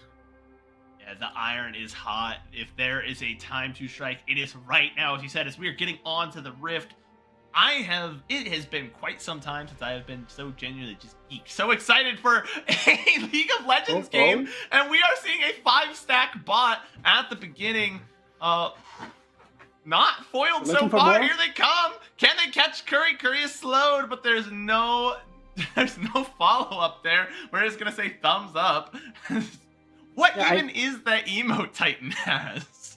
I'm not sure, but I think they tried to bait away the flash from Curry. That projectile could have been the handshake if you hadn't looked at it closely. Curry, nerves made of steel, doesn't really care. As Ackerman is playing the mental game, he just stands menacingly in front of the tower.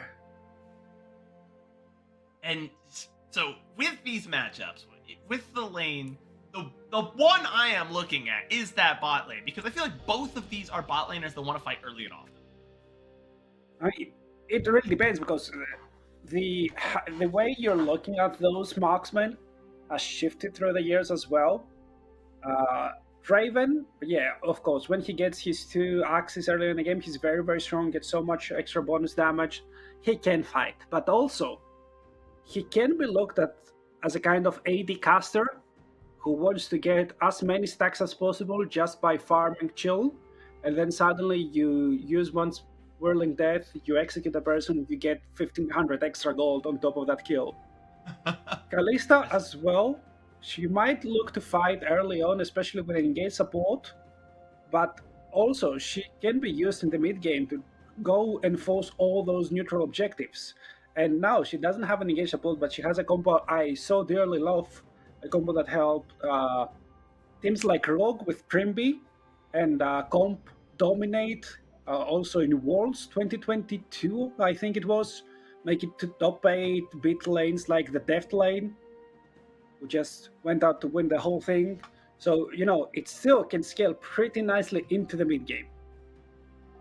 That is both all 3 lanes here, just kind of taking these early health trades, trying to... This one feels like we had the first game where no one wanted to interact with anyone. We had the second game where we were like, okay, there's an objective up, we're all going to go fight for it. And now it feels like we're really jockeying for position. This is a lot of hand fighting coming out early on, like in a wrestling match, where someone's trying to find that first grab to go after their opponent. Yeah, but the grabs still need 5 minutes to spawn, so we won't have any of them for a little bit. But so far we see 3 completely different lanes. One mid lane, which is kind of even top lane. Oh! Weiser gets the taunt off, but it's very low. Summit gonna use the flash, but he was silenced by himself. Has the harpoon, it hits, and he gets the first blood with the flame spitter. And that's a roast chicken. Weiser in the top lane has been cooked. Yeah, once again, Weiser oversteps his welcome. We see it, we're a little bit more zoomed out, but he didn't. Joseriodo tries to force a dive over there, recognizes that there's a dog roaming nearby, his allergies are acting up, so ends up deciding to go back into the river and contest that first cattle grab. Gets the sniffles. I personally am a little bit of a Poppy main, and so I just be so happy every time I see Poppy out on the field, just doing stuff with a hammer. I just think the comical concept of a tiny character with a giant weapon is really funny. And so I look forward to maybe getting to see some big plays, because especially on the jungle, I feel like the big thing you have to watch out for with Poppy is that ultimate. The Keeper's Verdict can make or break plays. If you hit the right person out of a fight and now you get to fight 4v5, it is just a guaranteed win. But if someone's low and you knock them out and prevent a kill, prevent resets, prevent runes from like Triumph, triggering, you just inch your team very hard. The only thing I could think about, also every time that I see Poppy ulting somebody, and especially if it's 2 or 3 people just flying away, all I'm thinking about is Team Rocket blasting off again. All right, so if Pain is Team Rocket, then who's Jesse and who's James and who's Meowth? Oh god. Okay, so Meowth should be Karaoke, right? Of course, he's like Barked right now, but he's still like a 4-legged animal. Jesse and James, right? I think. Okay. Hear me out. Okay, Oriana is James. Because he always, when they get their costume, he's the one getting the femme costume, and True. then Yes. Jesse should be wiser because it should be like completely comical for Jesse to be dressed in something like completely huge, like a bodybuilder or something. That's true.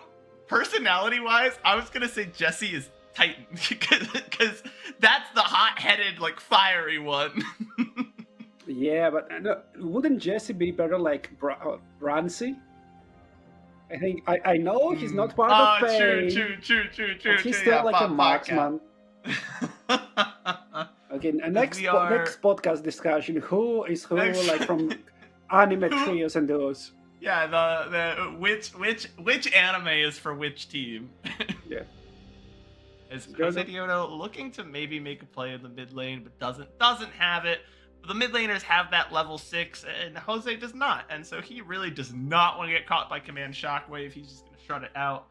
Maybe look towards that over-pressured bot side as losing a couple of minions to the tower, getting vision on drag. I think Jose Diodo knows about that control ward, so pulling the drag out of the pit to the side where the control ward cannot see. Yeah, but they're seeing like Pain overloading the top side, so I think he knows he's safe. Karaoke, he gets that first Q, and that maybe saved his life because Mirio suddenly sees his HP bar starting to deplete.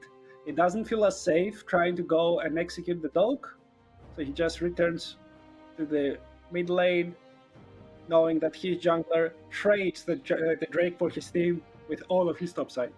Oh, and we are seeing a Cloud Drake come out second. Do you know what that means, Rev? It means we don't have to see a Cloud Soul, because as much as it is just objectively a very good dragon to just stack a bunch of move speeds, we have a fight in the top side.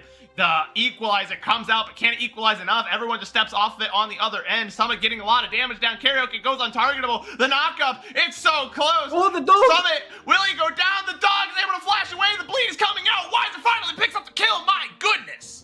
The little doggy, it just spawned and blocked the electro harpoon. Karaoke would have died there. Summit almost played it to perfection, but almost ain't gonna cut it. And now the kill score is equalized, but he got so much stuff to go down with him, especially 2 ultimates. Wiser's one being the most important and the biggest in terms of cooldown, and Karaoke's flash. Get down, Mr. President. The dog spawned, saw the electro harpoon coming, and it just accepted what its fate was. I mean, all I'm saying is you don't see anyone having a dog getting any threat, right? Like IRL, it never happened for sure. Back to the game. Oh, Mirio, he has ulted. Gets a lot of damage down, but the wish comes out. It is not enough, and Mirio able to handily tank the 2 tower shots and picks up a kill onto Roamer. And I talked about how Roamer feels like he has a very solid grasp of lane and has been getting the better of Mirio early on in these lanes. And Mirio said, no. I'm going to prove you wrong. I'm going to pick a champ that is just going to hand you. And even with Curry sending out the healing through the ultimate, it was not enough. A great kill from Mirio.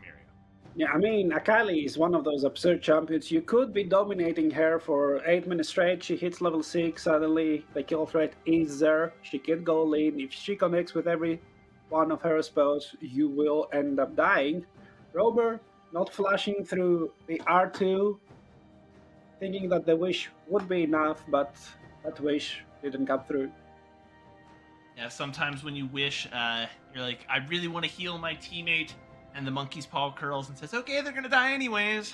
You gotta be careful what you are using to make that wish.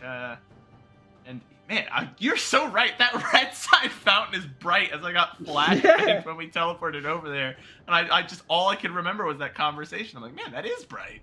I mean, am I right or am I right? Like every time that I spawn from red side, I get flash. It's like, you know, you're getting on a Dark Souls game. You see the first like From Software, it's dark, and then suddenly Bandai Namco flashback. Namco. You don't see. You need to close your eyes, like start closing and opening up like a maniac for 30 seconds. Otherwise, you don't see. You immediately get teleported to a boss fight. Dies. Thank you, Dark Souls. THQ flashbang. I mean, the THQ is like it's just the bang. It's not much of a flash, I think. As we are looking here, Command Shockwave comes out. Romer going to try and punish as much as he can, but Mirio able to walk away, able to just keep himself fairly safe with the fillable pots. A good handshake as Titan is able to trade some damage back, but you see each auto from Snaker is just massive now, and they are not going to be able to chase down. Jose Dioto is there. I don't know if they got vision on Jose Dioto, because I do see him, he's just recalling there in that brush. They are going to back out up in the top side. I think we got a flash out there from Summit, but not much more. The hostile takeover goes line. Yeah, they were a little bit too impatient. If you just spend one of those spells and then the other, you could have taken something more, but at least you get a flash from Titan, and you know that he's ever so slightly more vulnerable. And now we're gonna see like flash, ult in. Romer doesn't flash for so long. Gets ulted for the second time. Flashes sideways, but dodges nothing. And look at that cinematic angle. Yeah, great angle there. Good work from the replay team down there in Sao Paulo. Just everything Akali does looks so cinematic and cool. That's the one thing about Akali. Even if you're losing, you look like you're awesome when you lose. I mean, okay, what's the most... As we almost have Mirio dying. Oh, the flash. Seeing two teleports come out as well. That's a teleport behind enemy lines. Here comes Summit. Summit, there's no one there to help you. He drops the equalizer. He's able to clip Curry, but it's not even close to enough. Maybe an ill-advised teleport. And now IE going to have to break it off and run away. Not much more doing. That's not Summit. That's Plummet, I'm pretty sure. As he ends up dropping. For some reason, the UI, by the way, shows that that kill went to Isur Ancestral. Not sure why. No, wait. They're still ahead in kills. That's my bad. That's Mirio. He is still trying to threaten, but Romer. Oh, very nice. Shockwave, and is able to try and get out, but it's not enough. That is a kill gotten back by Romer. You have to be careful. That kill threat from Romer is just ever present. Command Shockwave does so much damage, and then you're just stuck there, just having to wait for whatever follow-up he throws at you. And now Pain going to go ahead and use the tempo. They have a free push in the bot side. They're able to pick up some plates in the mid lane, and not looking as bad as it was 5 minutes ago. Yep. Looking pretty fine. Still not in complete control of the game, right? The gold lead is very slight. Snaker hasn't died, not once. 250 odd stacks. So suddenly you have 250 less health to play with when you get ulted by that whirling death. And if he ever gets a kill with that, that's so much more gold in his pocket suddenly. He's getting so much closer to completing his second item and start snowballing. You really need to try and shut him down. As Mirio continuing to play aggressive, does hit the Shuriken flip. He's able to try and get another kill, and it doesn't matter. He missed the R2 and is able to still just walk it out. Romer played that about as well as you can, but that's just the power of Akali. Like I said, everything just looks so cinematic, and Curry trying to get a kill, but you're just Soraka, and Miryu walks away. Another 1v1, another solo bolo for Miryu, who's 3-1. He's really taken it to Roamer this game. Yeah, I mean, oh, nice catch from Jose Deodo. Deodo uses the verdict and the execute from the whirling death. You talked about that extra gold of all the people to get it onto. He gets it on the Titan, and that's so good. He's going to be able to back, and he's essentially going to have an entire half of an item, like a major component, ready to go as soon as he hits the rift again. Yeah, so much more gold for him with just one kill. Jose Deodo, very nice catch out. Look at it. Suddenly he flies to be the richest person in the rift. Even by losing this can minion, doesn't matter. But would you like a fact or would you like a question? The fact might be a little bit more aggressive than the question. I'll take the fact. I'm interested now. In both those kills, Jose Deodo, he blocks the ultimate or the dash over there, so might be fine. No, he's not. He's not getting away. That is a pick up. Jose Deodo caught out of position in karaoke. More than happy to capitalize and immediately try and transition into this Rift Herald. Pain giving it some attention for the first time all day. Shelly says, whoa, who are you guys? I haven't seen you. I didn't realize you guys were on the Rift. I mean, okay, so the fact is, during both of those isolated kills that Isuru Sestro collected, Cody had access to Wish. Ooh. So that doesn't feel very good. Yeah, I told you, like, the fact is slightly more aggressive. Now, the question is, from which of those two champions, as we're going to see the replay, Jose Deodo, what a nice angle to be in to try and get the kill. Also, it doesn't even pin Titan, but the kill is there. It's excellent getting the hero's entrance as well. And the question is, out of those two champions, which one is the most cinematic and looks skillful while doing basic stuff? Is it Akali or is it Irelia? You know, okay, I'm going to say it's Akali just because her animation set is so cool. Irelia, like, at least actually has to kill the thing to get the multiple dashes in a row and, like, look It's awesome. Not hard. Come on, it's not hard. It's not hard. It's not hard. It's not hard. I'm not glazing Irelia players right now. But I think you just look so awesome. You hit one shuriken flip, you dash in from like a bajillion miles away. It looks so cool. Yeah, but you need to hit it. It's just such a thing like projectile. you gotta hit one skill shot. Yeah, Irelia is a fake melee champion. Okay, you pop your passive, you just hit 4 abilities, suddenly you have, I don't know, 100 range for no reason. Akali has that range only with her passive when she hits something, she hits a champion, and she needs to move away. I don't know, I just feel like Irelia is such a stupid champion design, and thankfully she's being kept at the state where she's not that good and competitive. The shockwave comes out, Miryu has to try and walk away, is using the shroud as best he can, trying to get damage down, but it doesn't matter, unable to get away, and that's a free kill over to Karaoke, who goes on target, able to dodge the handshake, very well played, is just going to be able to shut out away from Ackerman. Great use of the ultimate there. I mean, we want one more aggressive fact? Yeah? Corey used that ultimate after the kill was taken, so he didn't even get an assist. He has, listen, it's a stylistic choice. I get it. No, listen, it's okay. Who was practicing with Soraka? That champ does not get picked in pro play. They were like, all right, you're playing Soraka this game. Curry's like, who? I'm pretty sure that Tremby and Morteos picked up that combo in a random scrim set, and they're like, okay, we gotta try this. This looks absolutely busted. Because, you know, Tremby is an excellent enchanter player. And maybe there's some... There's some kinks to work out. Yeah, I mean, you need a little bit of smithing over there, but so far so good. Has 2 assists out of 5. And we are 18, nearly 19 minutes into the game, and we finally see the second feat get picked up. A second dragon will go over to IE. The Hextech Drake starting getting stacked on that soul, which can be a very, very powerful one. The 2 feats go over to IE, and they will get the upgraded boots as their compensation. Rev, am I crazy, or does it feel like 19 minutes have gone by and really nothing of substance has happened? I mean, I can. If you ask me what happened in this game, I'm gonna say okay, some Akali stuff, and Snake getting a kill, and Summit being plummet for a bit, and that's all. Like I have no recollection of the rest of the game. No towers have been taken. The neutral objectives are IE favored, but not like completely getting run over. We're 5 kills for 5 kills, but nothing has like there've been some cool kills.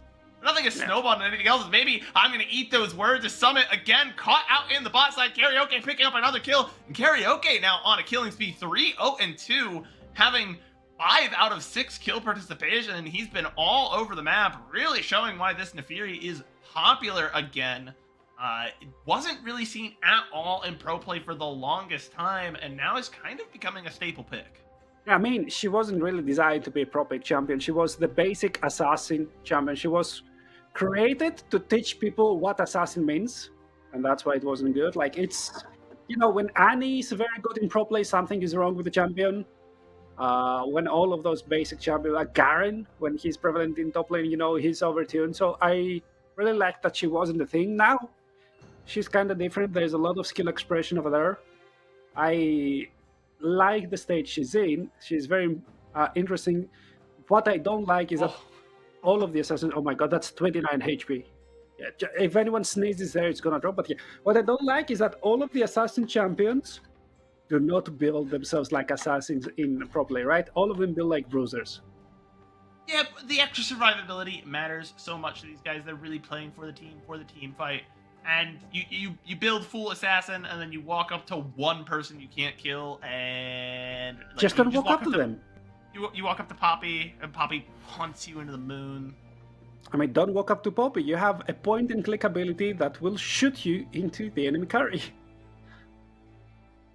Oh, Jose? Walk up to Poppy. As we are going to see the equalizer come down from Summit, gets a little bit of value.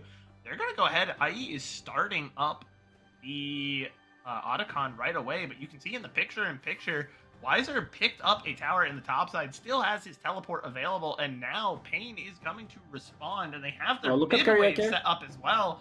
So IE might be looking poor here if they do not pick up this Otacon, because they're going to lose mid and top tower. They do pick up the Otacon, the hostile takeover comes out, gets a little bit of value, but Romer immediately takes down Jose Dioto. Ackerman's gonna fall as well. The bailout cannot save you unless you're ready to take a kill. Another kill for Karaoke, who's 4-0 now. And into the waiting arms of Titan comes Summit, but Titan might be the one punished for it. Never mind, Curry there to save the day. Oh! Can Mirio get a kill? Gets Curry, tries to get Titan, picks up 2, makes something out of nothing. Lemon turned into lemonade. And a little bit of value recouped there, but Summit is going to fall here as well. Karaoke just does too much damage. My goodness, that fight just kept going, and it felt so measured somehow, yet somehow so wild. It was the weirdest fight I've ever seen. Yeah, it really was one of the fights of all time, and when I say that I feel like nothing happened in this game, it didn't need to happen in the span of 25 seconds or so, because I almost feel tired. There's so many stuff. I'm sure essentially getting a very, very nice Atakan for them. Let's look at the replay. Okay, there's so many stuff going on. Summit has no ultimate. That Poppy ultimate goes wide, so Jose Dioto can't really fight. He's half HP, instantly drops. Mirio, he gets control of the enemy backline, gets so many flashes on top of himself and doesn't die, but the rest of his team are just collapsing, right? Snake doesn't get the portal that ends up being the death of him, but once again, that Akali almost saves the day. Curry executed, there's a Shroud, there's another kill, wall drop, and Summit, he wanted to look, right? He wanted to be... He wanted to say hi. A little tourist attraction over there, but it was a notorious day in that river. I gotta say, the one thing for I did really like about the fight, great timing from Mirio. He waited until Titan and Romer, or not Titan and Romer, Titan and Curry were right on top of each other, as a huge command shockwave is gonna come out, respond to with that hostile takeover, but it doesn't find enough. And a bit of dyssynergy as Poppy will punt 2 members out of the equalizer and prevent a lot of the damage that Summit is even capable of doing. If you look his 2 items, he's got the Leandries, he has the Rift Maker, and that means he really wants to just sit there and catch you inside of his ultimate. That means the Dragon goes over to Pain. A little bit of poor communication, perhaps. Yeah, I mean, you can really feel control slipping away from the hands of Sirius Central. One thing goes wide, second thing goes wide. Suddenly, they feel completely out of place, but maybe they're looking to get something on Karaoke. He's still fine. And as the fight comes out, a great dash in from Karaoke. So much damage. Titan picks up that kill. Karaoke going in again. He's on top of the backline. Cannot be stopped. Titan with the double kill. Titan, can he get the triple? He's not very healthy. If he walks up to Snaker, he's going to die. So Roamer's just going to pick it up instead. And IE break off 2 members going to the top side. But every single fight, they're falling a little further and a little further behind. The teams were completely even. 20 minutes happened where there was no game. Yeah. As far as I recall, nothing happened in the first 20 minutes. You can tell me that things happened. I didn't see them. And then all of a sudden, in the last 5 minutes, the gold lead has ballooned to 5,000 here almost on the side of Pain. They have picked up 2 neutral objectives that time. They have picked up a Baron to boot. And they are just kind of maybe reinforcing, like, okay, we took some hits, but we've got this last second win, this surge for this final game. So we're gonna get a replay on that fight. Yeah, once again, Social bites a little bit more than they can chew, and it kind of all starts with Summit time and time again. He comes in random timers, he gets picked off, his champion is a carry champion, but it ends up doing absolutely nothing. And after Pain gets that 1 kill, they can look for the second, and then they can look to keep the ball rolling. Now, what the great antithesis I'm seeing in this game is the jungle matchup, right? You're seeing one jungle pick a tank and the other pick a carry. Every time the carry seems to be rolling over the tank player. Yeah, it's not very looking good if you're a Jose Dioto believer. He looked so good in the last game, but 0-3-1 is not where you want your Poppy to be. Only a single item. Look at Karaoke. He has 3 items. He has 3,500 gold above Jose Dioto. Jose Dioto only has the Sundered Sky. It doesn't do much for you on its own.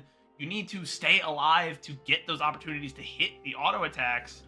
And those 3 items from Karaoke, I mean, not only does he do ridiculous damage with the Black Cleaver, with the Sphere of Sojin, but all of those items give a considerable amount of health as well, a lot of survivability.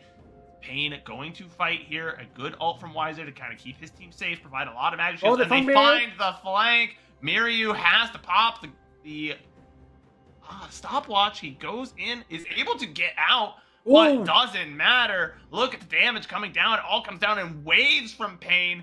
Weiser doing work now. And man, it's just a dominant fight after dominant fight. There is no angle in from IE. It's not even exciting. Pain just walking over their opponent. 9,000 gold up at 27 minutes right now. Miryu's on the run, but the game might end before he can recall. I'm not sure about the might, but let's look at how bright that fountain is, because there's nothing else to look at this series. Pain, after so much time, they managed to regain control and they managed to secure the victory. They ran away from a 3-way tie. They say, I don't care about what's going on the bottom of the barrel. We're here at the top just drinking our grog. And I'm not sure if there's anything that I can do to stop the oncoming onslaught. A legendary defense would have to come out now as Weiser is going in. Another huge bout of damage from Karaoke. Karaoke believers rejoice. This guy is 8-0-9. Not even close. What a dominant game. I know who the MVP was in this game 3. The game that really mattered. Pain will become the top of their group. They do not have to worry about any 3-way tie shenanigans, any play-ins. They get to play for seeding. They are safe. They are in the playoffs. I mean, after that last game of the series, I only have one question. And that is, what the dog doing? What is the dog doing? How are you letting Nafiri slip through the draft if that's what she does to you? We saw so many times the hover go through. This time it's picked, and this time it brings havoc to the Rift. You know, in a lot of past splits where Pain Gaming would come second, very consistently, usually to Loud, there was some clamorings for things to change, and a lot of those clamorings were pointed at Karaoke. I don't know why, but the Pain Gaming fan base at times is not very happy with him, and I gotta say, he's really fighting for his life out there, because with that kind of performance, how can you not want him on your team? He was able to play 3 relatively different styles of champions, right? One ganking enabler in the first game. It looked okay. He played a tank in the second game, and they ended up losing. Again, he looked okay, but in that last game, he just took over. He put himself on a carry, and then he carried, and you can't ask for more than that. Yep, for sure. He was the one who did all the damage. He was the one executing. He was in great positions. So let's see if we keep seeing some carry performance from him, or they just want to try and copy the meta that we see everywhere else with, utility junglers, tank junglers, frontliners, and so on and so forth. Because you can see the difference. His Sejuani game and his Nafiri game, you just turn off the nameplates, you ask me, is that the same player? I answer no every single time. Yeah, and that does, I believe, lock in the positioning for the entirety of Group A. Pain will be first, and with the head-to-head, which is, I believe, the first tiebreaker, Leviathan, even if they beat VKS, will be last. Then third is IE, and then VKS is sitting pretty in second. This second series is kind of just a bit of a practice bout, but I think Leviathan has something to prove. If you go and you lose all 3 series in groups, it's looking really, really dire, and they need some momentum going into next week where they will be fighting for their lives.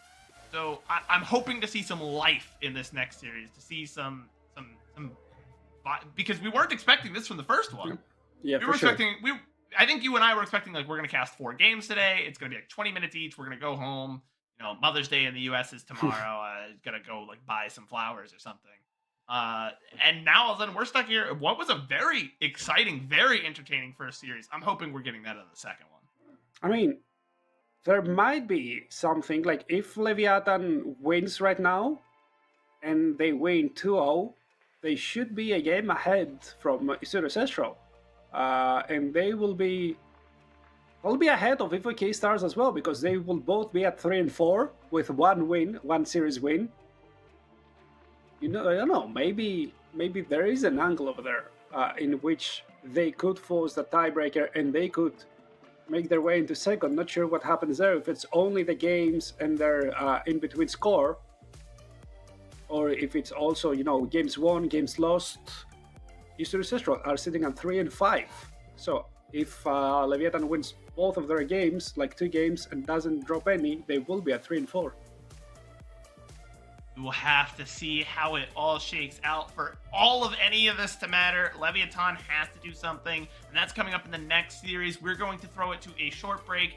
Don't go anywhere. Ideally, we will have another banger. It's best of 3, because we just can't predict this league. So that's why you got to sit around and watch.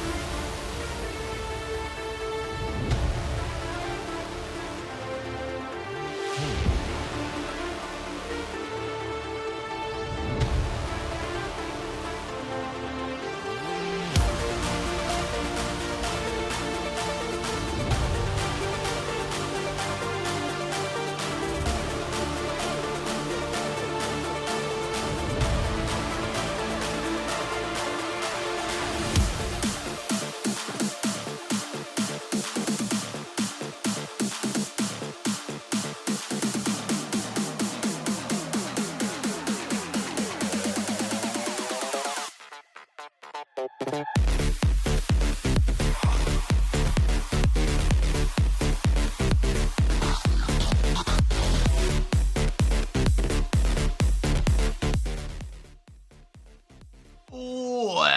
back to the LTA South, everyone. I am SuperBren. I am still joined by Rev, and we are here to bring you a new series, another best of 3. This time between Leviathan and VKS. Rev, are you ready for this one? I am as ready as I can be because I am also very, very scared. After what happened in the first series, I don't know what to expect. All my expectations are completely, torn apart. And is this really a series with a clear and defined heavy favorite? Or we are all delusionals? We were just result-based analyzing things. And everything is upside down. And I'm not Rev, and I'm SuperBren, and you're Rev, and I don't have any cats, and this is fake. None of this is real. I'm Greek. He's American. Up is down, left and right. Cats and dogs living together. Complete pandemonium. And that's what this league offers.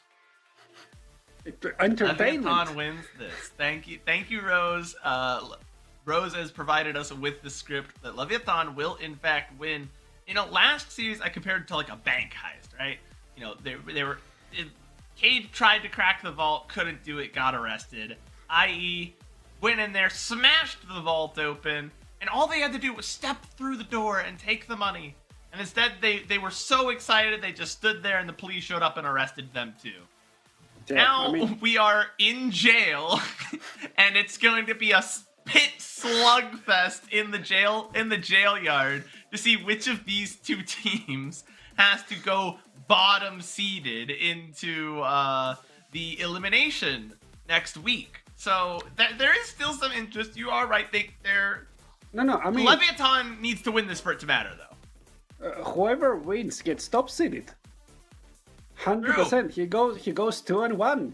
So no, actually Leviathan will go 1 and 2, but they will force a weird 3-way tie. But if VKS wins, it's all clean. It's all whatever. We did predict how this group goes out. Maybe we did predict Leviathan to be on top of Isuri Seshro, but potato. But if they don't, what's happening, guys? I am so afraid. I remember last week when we were talking about it, we were like, we get to cast Group B today. Group B's the crazy one. Group A, wow, we already know how Group A is gonna end. And now this week we're like, we were so wrong.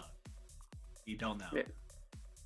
We know absolutely nothing, just like Socrates. We're here as well today, but unlike Socrates, we're way more lucky because we get to cast League of Legends and we're going straight into Draft 1. 3 bans from both sides already locked. Azir, Yone, Sejuani, Vi, Varus, and Gwen bid us adieu.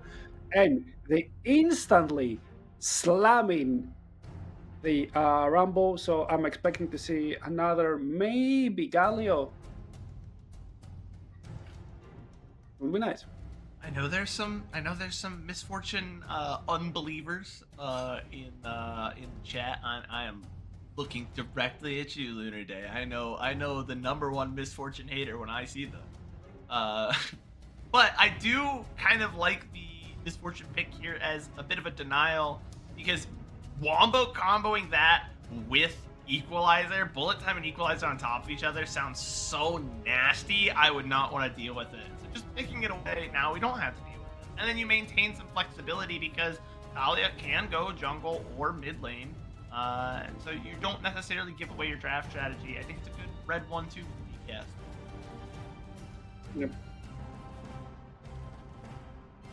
This all changes the second they lock in Pantheon, and just okay. I know Pantheon can do some work if it is a Pantheon. I'm not giving Data the hover. It is the Pantheon. It is into the Ash, and also it provides a point-and-click crowd control for Talia to show. So I'm not satisfied. And I don't dislike it, but I just remember the last Pantheon we saw where we were getting ults into nowhere and. He's a different player. True, that's true. and it could be Trimby or Ball Pantheon as well. That would be interesting. I don't think it's likely. I feel it's weird because I remember Pantheon being like, oh, he's a support and like maybe he can play top lane or mid lane, and now he feels like he's a jungler and maybe he can play support top. As we see, finally a team drafts Misfortune and locks out Braum so that they don't just leave up the Braum Ashe like super combo. I feel like that's kind of pertinent. Yeah, I mean, I think it's kind of Leviathan's fault over here. They had a clear Braum angle together with the Ashe if they wanted to, but they prioritized getting Scary onto Jin Zhao and try to give him some agency early on in the game, maybe create some space for his team. We'll see if they end up paying the price. As we're waiting for the R4, I think the Galio is still a pretty nice angle here if Blow plays hit, because not only it's a fine matchup as we saw into the Rumble, you can also provide a very hefty magic seal that will save you from some unwanted equalizer damage. Well, it looks like they're gonna lock in the Scion, and that means Bull gonna get put up on the weak side. VCAS is gonna try and play for the rest of the map. Not falling for the bait. That is not a real pick. Please hover the real one so that we can analyze it, because I refuse to believe that. We saw that. Mago played it, and look where it got him. Benched. Yeah, Jean Mago did not look super hot on the Zoe, and I was rooting for him. And now we're gonna finally see. We're gonna have Pro Delta with the final pick here for Leviathan. And there's some wombo combo potential here, but they need something to really bring the draft together to work as 5 with Teamfight. I think Nautilus can never go wrong with that, and I think that's a great pickup. It adds a little bit of extra bulk to the team and continues to let them just layer ultimates and CC on top of each other. I mean, you've seen Nautilus and you say that you can never go wrong with that. Have you ever seen European League of Legends? No, I have this thing called the Nautilus Death Fund, where every single player does his part and just contributes to one or a lot more death to the Nautilus Death Fund. If they had a penny for each death, they could eliminate global hunger. Pretty sure. I remember it was like 2 years ago at Worlds, and it there's like the crystal ball predictions, like which champion will have the most deaths, and me and my entire friend group all locked in Nautilus because he's gonna get picked and he's going to die, but he's still gonna provide value. And you know what the thing was with that? Nobody picked him and nobody got it. Oh, why? The thing is, like, it was meta for so long, and I am still so angry with that because, yes, I also put Nautilus as the most deaths. Like, it was so easy.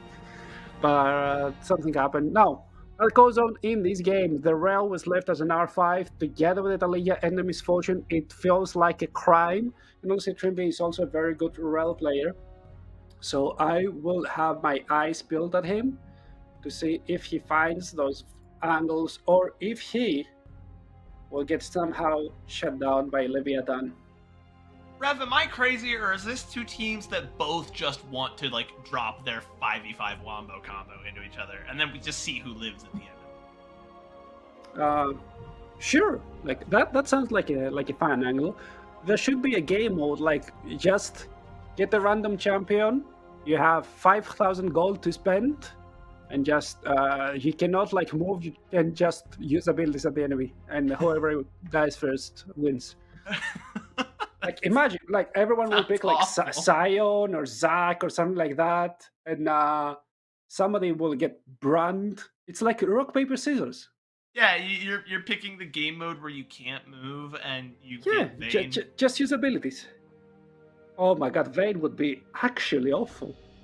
you have no auto attack range. Your abilities do nothing. No, I mean, auto attack range, it's whatever. I think like you put each other. If there's any melee champion, you have to put them in range, right? Because you can't move, so it's only fair. Also, bring a 1v1 game mode to the public, please. We want Snowdown. Give us Snowdown. As we are out on the rift, it's 1v1s. We're looking at our solo lanes. I mean, Zotfi should theoretically just bully the crap out of Bull in that top side. as the bullying already starts, as you see the arrows fly into him, just a wee little bit of poke damage. And then in the mid lane, this is going to be a more contested matchup. Cody versus Kissy is, I think that's going to be interesting to say the least. I mean, I think that Nico gets control over most matchups early in the game. Her Q1 damage is so absurd, and early on, most champions don't have enough of a movement speed to dodge away from the comet. So you know it's going to be really, really hard to dodge away from the damage. But the later the game goes on, the less of an agency Nico has. She becomes a glorified AoE stun bot. So she's going to be trying to do the same thing that Rel does, just better. Oh, but that's a very nice pickup from Kissy. He plays with the bone plating, and that means that that first Q will not hurt as much every 45 seconds or so. Which is pretty good to help him dodge out a little bit of that poke damage, keep himself relatively healthy in this lane, where he's not going to have, it's certainly not as much support from Desamis as Cody will be able to get from Scary early on if Scary decides to come and visit mid lane. Yep, and you can see the damage already stacking up. If ever connect with your E as well, it's such an easy gang, but Bolt somehow controls the lane, has access to the Soul Furnace, so the HP stacking has now begun. He didn't start with it because I only see 12 extra HP, so it means he hasn't started stacking from level 1. He tried to push the wave, and somehow he managed into the Rumble, which is honestly impressive. Now in the bot side, Morteus and Trimby getting that first push. Delta, that's probably to be expected. You're not much doing as the Ashe early on.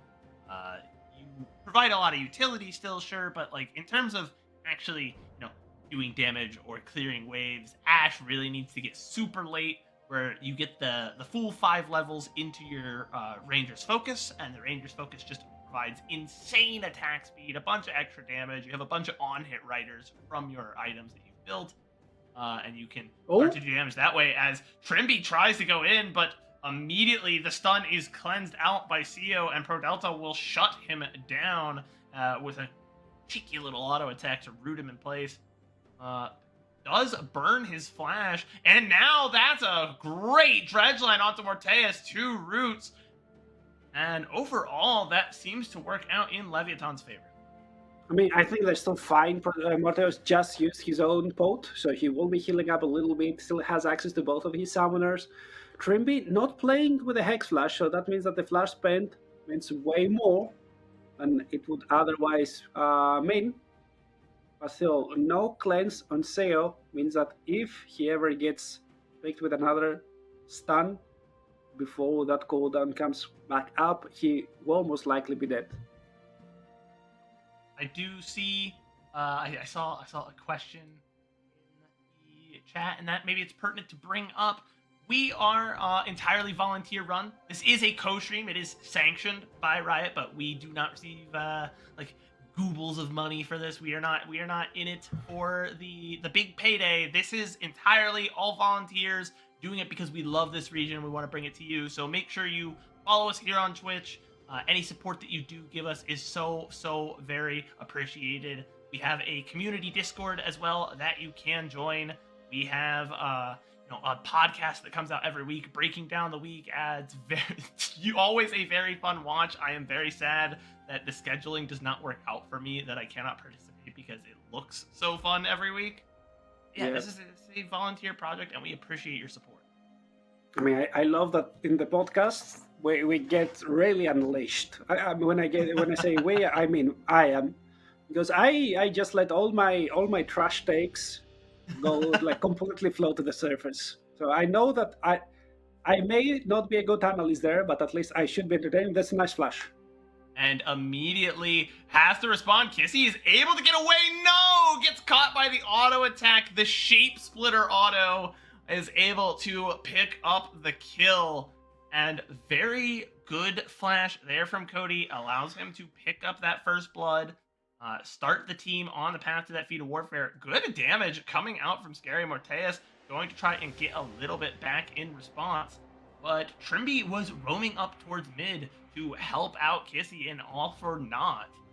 A lot of wasted time, and now Leviathan going to get that shove back the other direction in this bot side and try to maybe pick up a play. Pro Delta plays the matchup excellently so far, using that anchor time and time again to stop Trimby on his tracks. He may not have gotten an assist from that, but he was the one making the play, because look, Trimby stuns one, wants to stun the second. But Pro Delta tell him, no, you're gonna stay here. That might not have been Shapesplitter auto. That actually might have just been Scorch that picked up that kill. I wasn't quite able to tell, but it didn't look like the auto came out. It looked like Kissy just died. I think I saw an auto there. Okay. A very, very good dredge line, as you called out, to stop Trimby in their tracks, prevent that crash down from stunning Cody under tower. So, yeah, not picking up the assist, but still providing a lot of value on that road. Yep, pretty sure the kill wouldn't have gone through if Prodelt wasn't there. So kudos to him, and he's been saving his laners so far. CEO blew his flash somewhere in that previous trade, so that's at least something that VKS has to play towards. The cleanse is back up again, so he can escape, but if you don't reposition yourself fast enough, you still will be under full threat. VKS going to take the dragon, and immediately the Grand Starfall comes out. Disamas getting the empowered stun down onto Scary. Scary, you took the chickens, but now you're going to have to enjoy your gold back in the base. Not sure if that's necessarily worth it. Taking the Raptors, losing the dragon, and giving over the kill. And that's the global control that those champions provide. It is the Pantheon plus the Thalia. You know that even if you flash away, most likely you will have the movement speed from your E. A very nice answer from VKS, and that's what I've been asking from them this entire split long. I wanted some proactive plays, and they started to provide. Yeah, they get ahead on the map. Again, this VKS project is such an interesting thing to analyze, because Coach CL came in, he's got a lot of strong ideas on the way that League of Legends should be played and how to incorporate it into the way it is already played in the South American regions. And, you know, he said that those first splits, we were like, okay, this is going to be a project. It's going to take time to, like, kind of scale up and get ready to go. And they came out so strong. And they had to take a step back in that first split. They were one of the first teams out. They lost Gigo, which is a huge loss. I mean, we have seen how well he has performed for Furia. I think Furia not regretting that purchase at all. They threw just a boat worth of money at Gigo to come over and play for them, and they shipped off Pro Delta, picked up Trimby coming over from the LEC. Issy promoted to mid lane, has worked out very well. Morteus coming in over Smiley, who did pretty well, and they kind of had to take that mental reset. And I think we are starting to see them scale back up, hopefully. And by this time next split, we will be talking about them as like, okay, this is our clear-cut number 1 or number 2 in the region, because I would like to see them succeed. Either that, or we're gonna see another, generational crash out, right? Because that will always be an option, especially with a few rookies to play with. Like Kissy hasn't got the greatest experience, Mortius as well. They might be having a half a split wonder or something like that, unless people like Trimby can guide the team to perfection. For Delt can escape the dredge line to get out, but still caught in a little bit of sun. The Enchanted Crystal Arrow will allow his support to get away. CO doing a bit of the support there, doing a bit of the life saving. Scary, though, is going to have to be forced out of his jungle for the trouble, and that means if VKS want, they can try and maybe pick up this red buff as they see the clone of Cody coming over. Are gonna go ahead and pick up that red buff and transition out. It's a bit of a tempo loss there for Leviathan. Ultimately, not too much given over. One red buff is not going to make or break you. The gold's still very even. Very reminiscent to the first game. Disamas gets a good stun out, immediately cleansed by CO. CO trying to go back forward. It's some good slows on the Mortaeus, who gets caught by the dredge line. Now he gets rooted, gets knocked up, immediately cleanses the root so that he could flash. Pro Delta's going to pay the price for it. Now it's going back the other way. VKS had the full death ball here. All 5 members in the mid lane. I mean, very nice answer there. I'm not sure you needed all 5 members, but Mortaeus gets hooked. Maybe could have dodged it, wanted to bait with his summoners, and that's what he does. A second kill goes into the Sammy's pocket. He's starting to become more and more dangerous into all of your immobile carries. Nobody has a dash. Only the Nico has a way to escape with her clone. And that reactive arrow, I think it will be way more important that it looks you losing so many windows where you could look to be on the aggressive. Like here, if you did have the arrow, imagine how different that fight could have been. You could have got out the Sammys. You could have looked for the kill onto him or onto Mortaeus. But you're only playing with half of your spells. So VKS can look to tank a little bit and go on the counter-offensive. Very good patience from Mortaeus there, waiting for the moment that the root came out from the Nautilus passive, from the auto attack, and then immediately cleanse flash. He's out of there, knows he's about to get knocked up, lets his team do the cleanup. Very well played. This game, I was going to say, feels relatively similar to the first game we saw in the first series, where it's very quiet. Been 10 minutes. We have 3 kills in this one, not just the 1. But both teams have one neutral objective. They're both kind of just feeling each other out. Kind of just scouting and looking and waiting. But again, I said both these teams feel like they really have like big wombo combo pieces, right? More so for Leviathan, who wants to drop the Pot Blossom on top of the Equalizer. But still, Mortaeus has a lot of setup for that bullet time. And so I'm kind of waiting for that. There's going to be a fight where one of these teams is going to just explode a full 5v5. Some plates in the top side is the trade for this dragon. The teleport expended to prevent any more gold going into the pockets of Zothve. There will be that fight. My question is, because I don't know if you remember what we talked about in the green room, you said half of it, that we expect 2 25-30 minute games from the first series, which I was completely delusional about. I was just coping, as it seems. But I also said that I'm expecting 2 45-minute games from the second series, because it's VKS, right? They don't know how to win quickly. They know how to play calm and collected.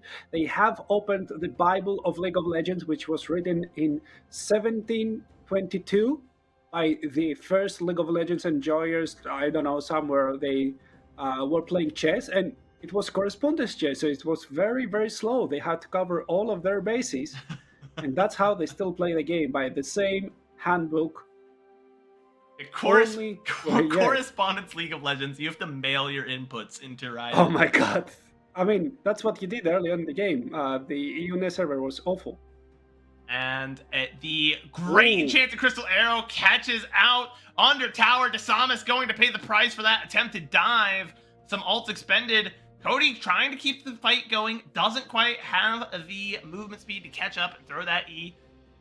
And you're right, it is a very old school slow, and we should expect that from Leviathan, but they're such an enigma. Because the first split, they were like, we don't do anything for 20 minutes, and then we will take the game to 45 and somehow win through black magic and like demon worship or something. Just out of nowhere, for no particular reason. And then this split, they were like, no, we're gonna come out and punch you in the face in the first 10, and then if we don't win, like, I guess we'll just hang out for an hour.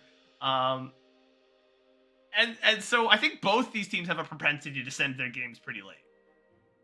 Yeah, and okay, what would you think would be like the slowest series in LTA South? Would it be VKS Liv or would it be VKS Fluxo?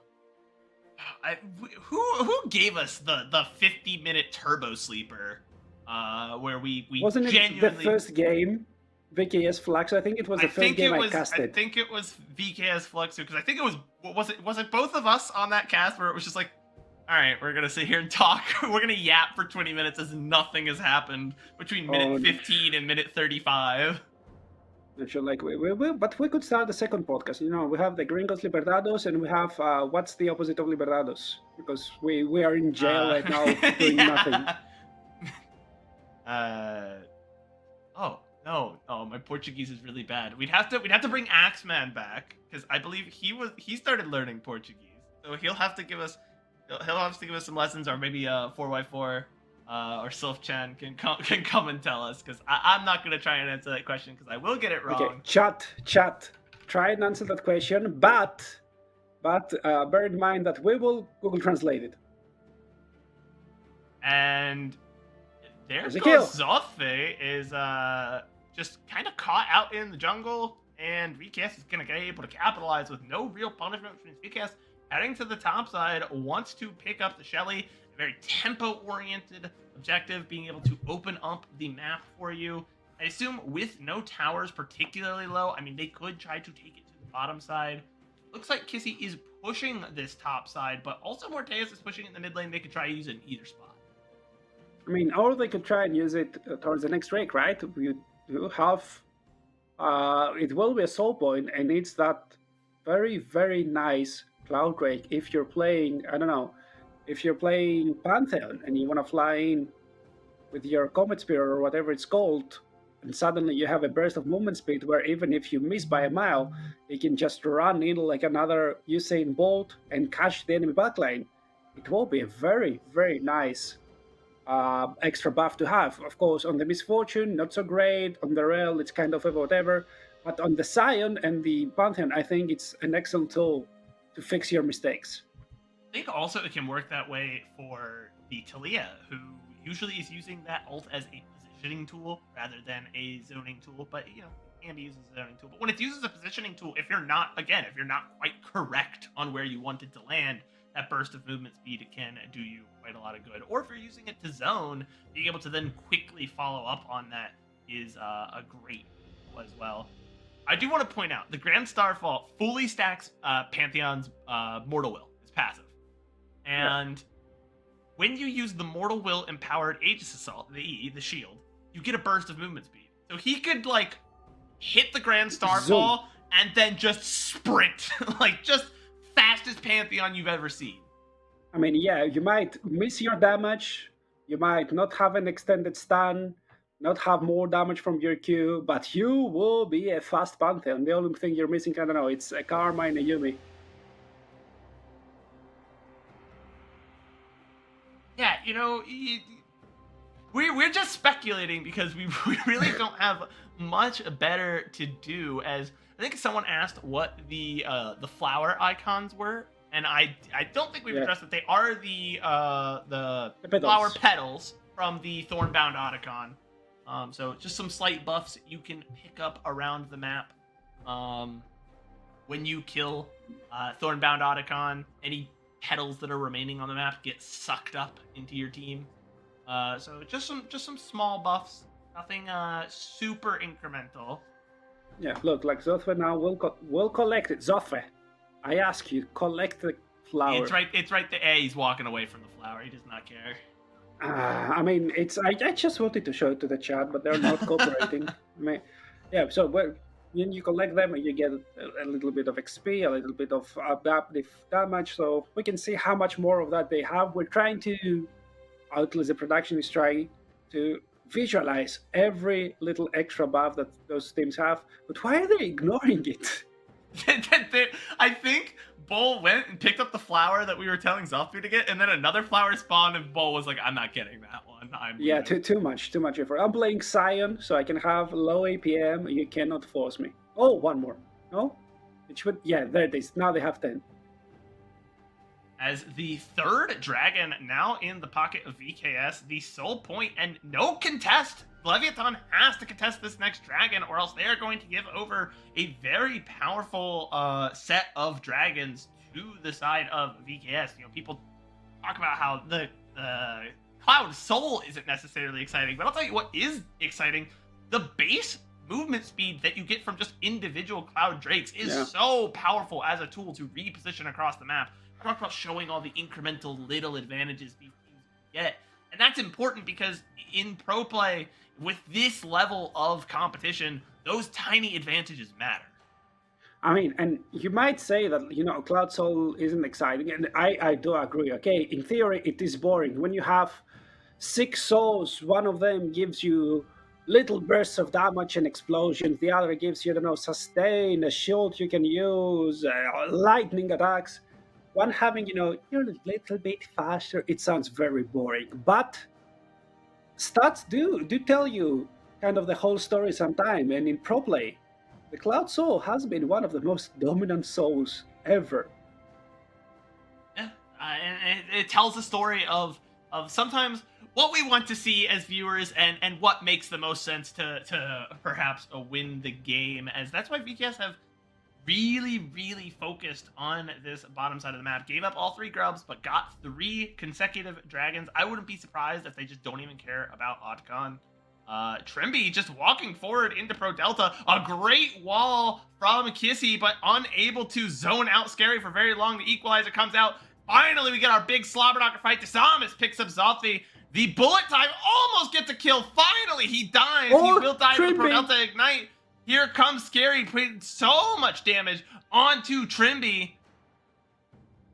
And finally, if we're going to see some clean-up action, CO going to get away. And ultimately, VKS only lose Kissy.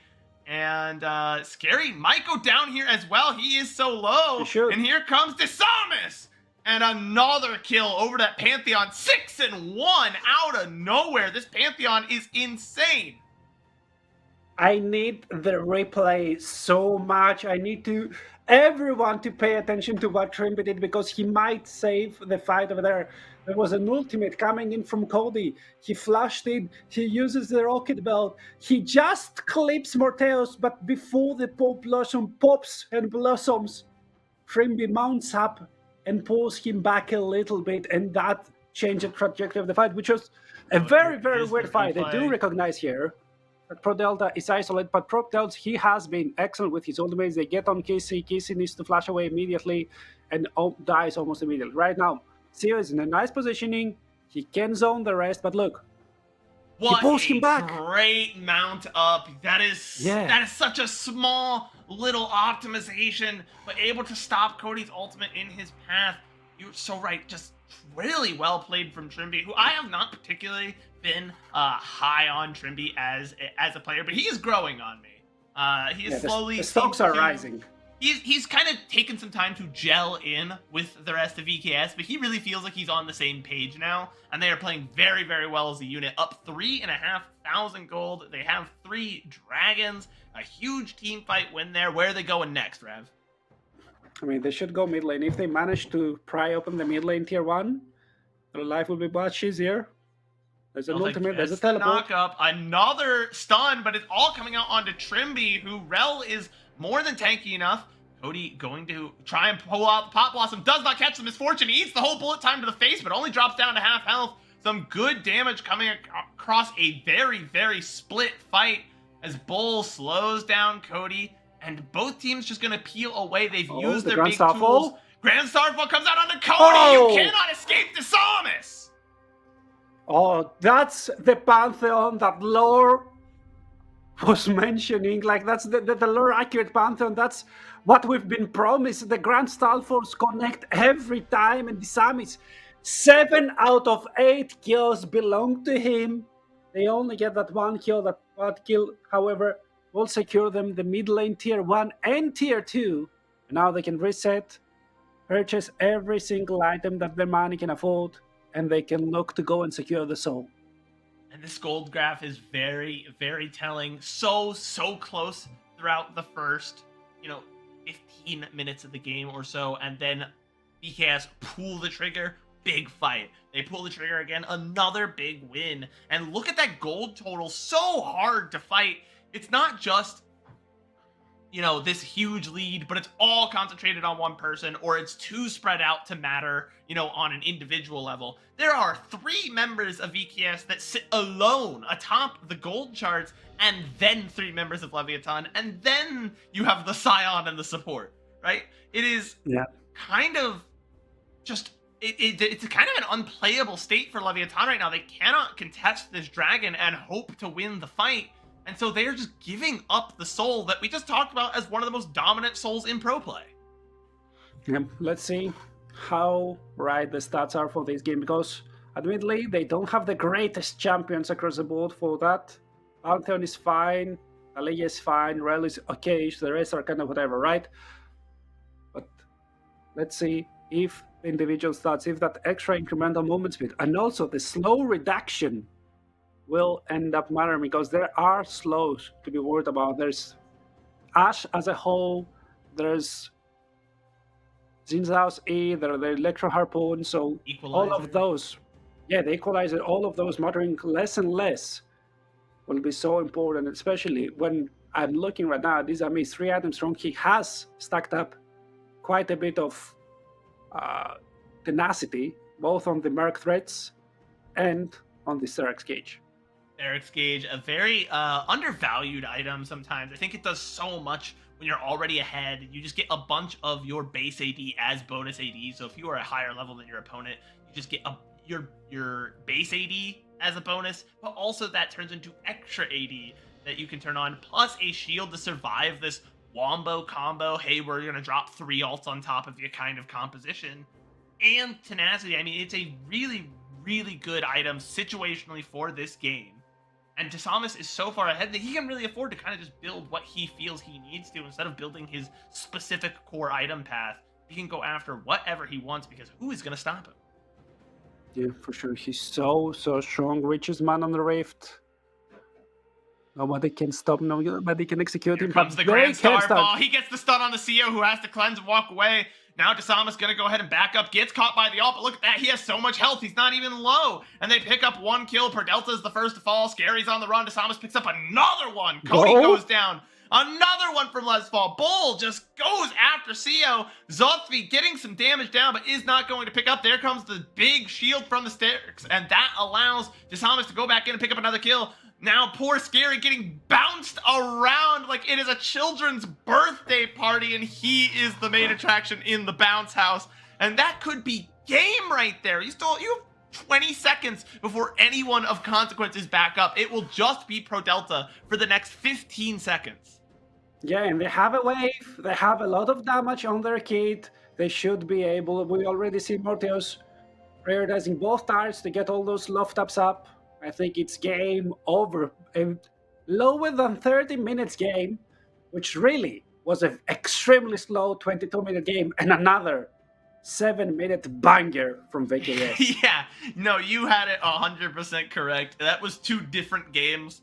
There was just just nothing for 20 minutes, and then there was really everything for the next 10.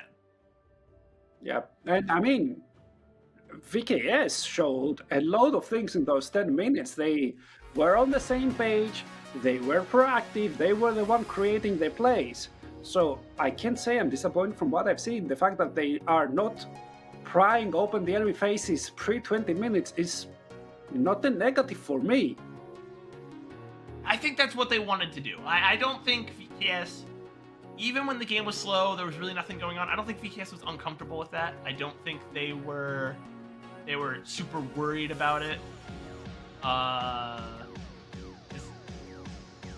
Okay, everybody's just heading to a different room. I just was confused with all the Leviathan players walking past the Leviathan room. I had to stop and think for a second. But yeah, VKS never felt like they weren't happy with their position. They just kept biding their time. They knew when they wanted to fight, and when they did, it worked. You can't really ask for more than that. Just a very cleanly executed game. Yep, they recognized their win condition from before the game. They executed towards that, played slow, calm, collected. When the chances present themselves, they were there to pull the trigger. There's nothing more from me to ask, at least in this matchup. And let's see if they can keep it up for another one, because they need the second one to at least clean up Group A. Yeah, and now it's hard fearless. So the next game, we're going to have all 10 of those champions are gone. You're not allowed to play them anymore. You need some new answers. And that fans out 2 of who I would consider Prodelta's best 2 supports on Nautilus and Rel. So gonna have to come up with some different answers, because I think the bot lane is where Leviathan needs to get things started. They need to get CO, get that ball rolling and just be get him to be a menace, because I'm not sure if it's going to be able to come out of the top side. Well, I think it remains to be seen. They didn't look too hot in game one. They looked okay-ish for those 20 minutes, but I always have the question in the back of my mind, did they look okay-ish because they were okay-ish, or did they look okay-ish because VKS had it in their minds to just keep pressuring on before they fully spiked? And I think I'm leaning towards the latter, right? So they still have so much to prove in that game too. And the only reason I'm not fully done with this series in my head is because IE showed in the previous series that, maybe what we see isn't what actually happens. Well, there's only one way to find out. First, we're going to take a short break, but when we come back, we will be continuing with this series at least one more game, a hard Fearless draft. There's no telling what could happen, so do not go anywhere. Be right back.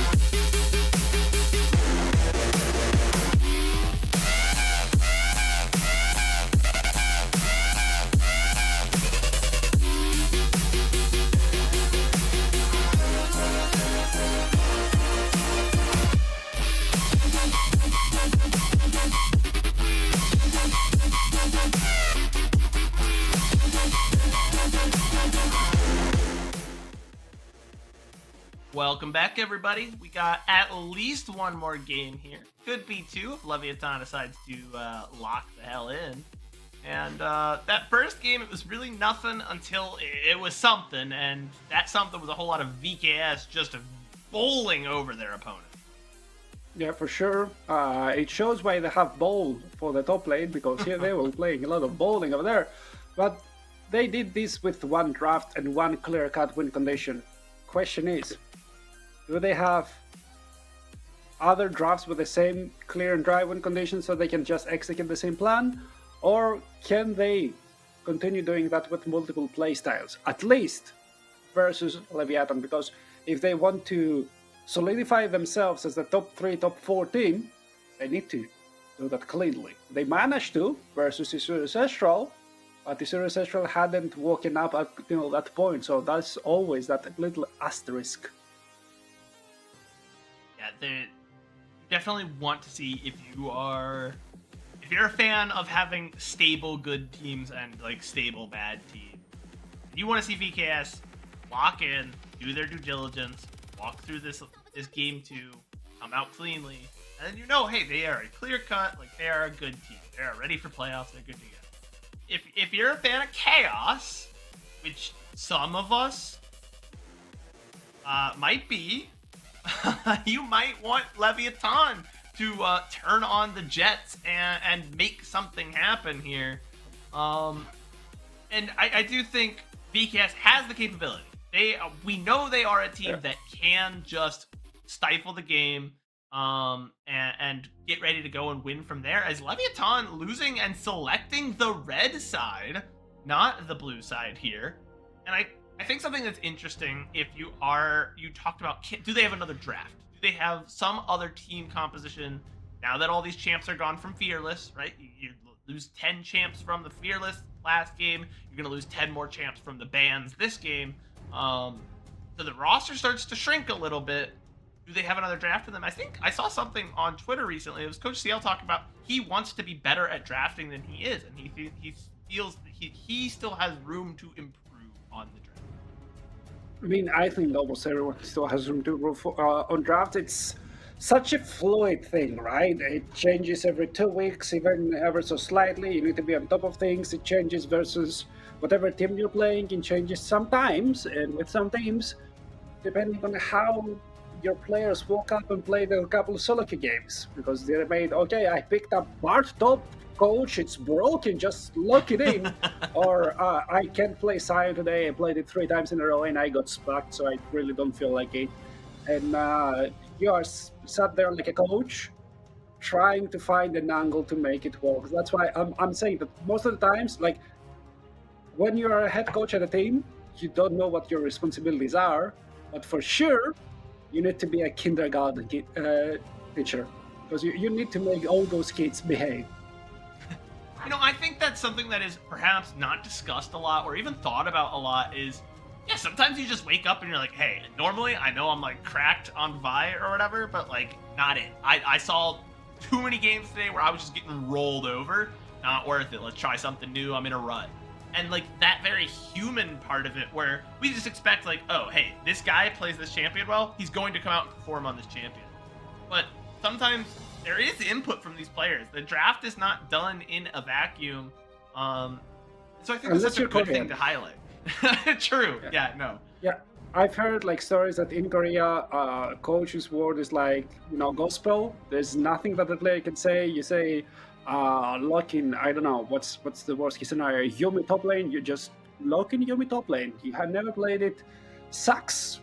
Just learn. So yeah, we're gonna see Vi locked in together with Lucian Nami to very strong combos already. Yeah, for VK, yes, which look to play fully on the aggressive. Yeah, big skirmishing comp there. The early game from Lucian Nami can be very strong, but that mid game is where all 3 of those champs are really, really gonna shine.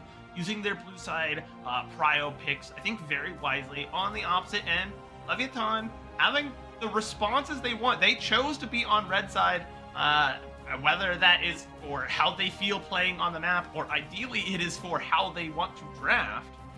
And they have responded with Sejuani, an evergreen pick, especially here in LTA South. Never see a poor Sejuani.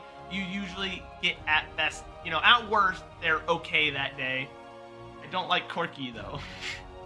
I don't like Corki as well, but I dare to disagree, because I remember Sejuani played 2 games ago, which was completely smacked by a deer. And now I guess you're not playing versus deer, but Vi also like has some very good stuff in her kit versus tanks. You have the armor shred, you can play cleaver, you can make sure that you never escape, all of those and things. The Corki, I'm also a big hater, because even if you get very much ahead, it's in such a balanced state that 20 minutes go by and suddenly your champion is deactivated, right? It's like playing all lethality versus a team with, what's it called? With Mountain Soul and 4 Mountain Rakes. Just disappear. I pointed out the Sejuani from 2 games ago, and that Glacial Prison missing everyone at that dragon fight is just living rent-free in my head. It is just replaying. So, that you can... here's what I'll say. You can play Sejuani poorly. It is possible. But it's such a safe pick, it feels like. As I am a Rakan believer, so I do like that coming out, and they're saving either their mid lane or their ADC pick. Corki is technically a flex, has played both, more likely to be ADC, but can still play mid, and so they're saving that flexibility for that last pick, giving them the counter that they want. To see an Aatrox come out for the top side, Bull going to try and Bull over Zoffy once again. Yeah, I'm still keeping some hope that the Corki could go to the bot lane. I think it's kind of better there. You can kind of match the damage output of a Lucian a little bit easier for you to do that. No way, it's locked, right? Yeah, Okay. yeah. Wait, don't believe it. The hover is a lie. They are lying to us. Okay, into the Rise. You know what could actually be very good from Leviathan over here? A Lucia. No, not sorry, but a Silas.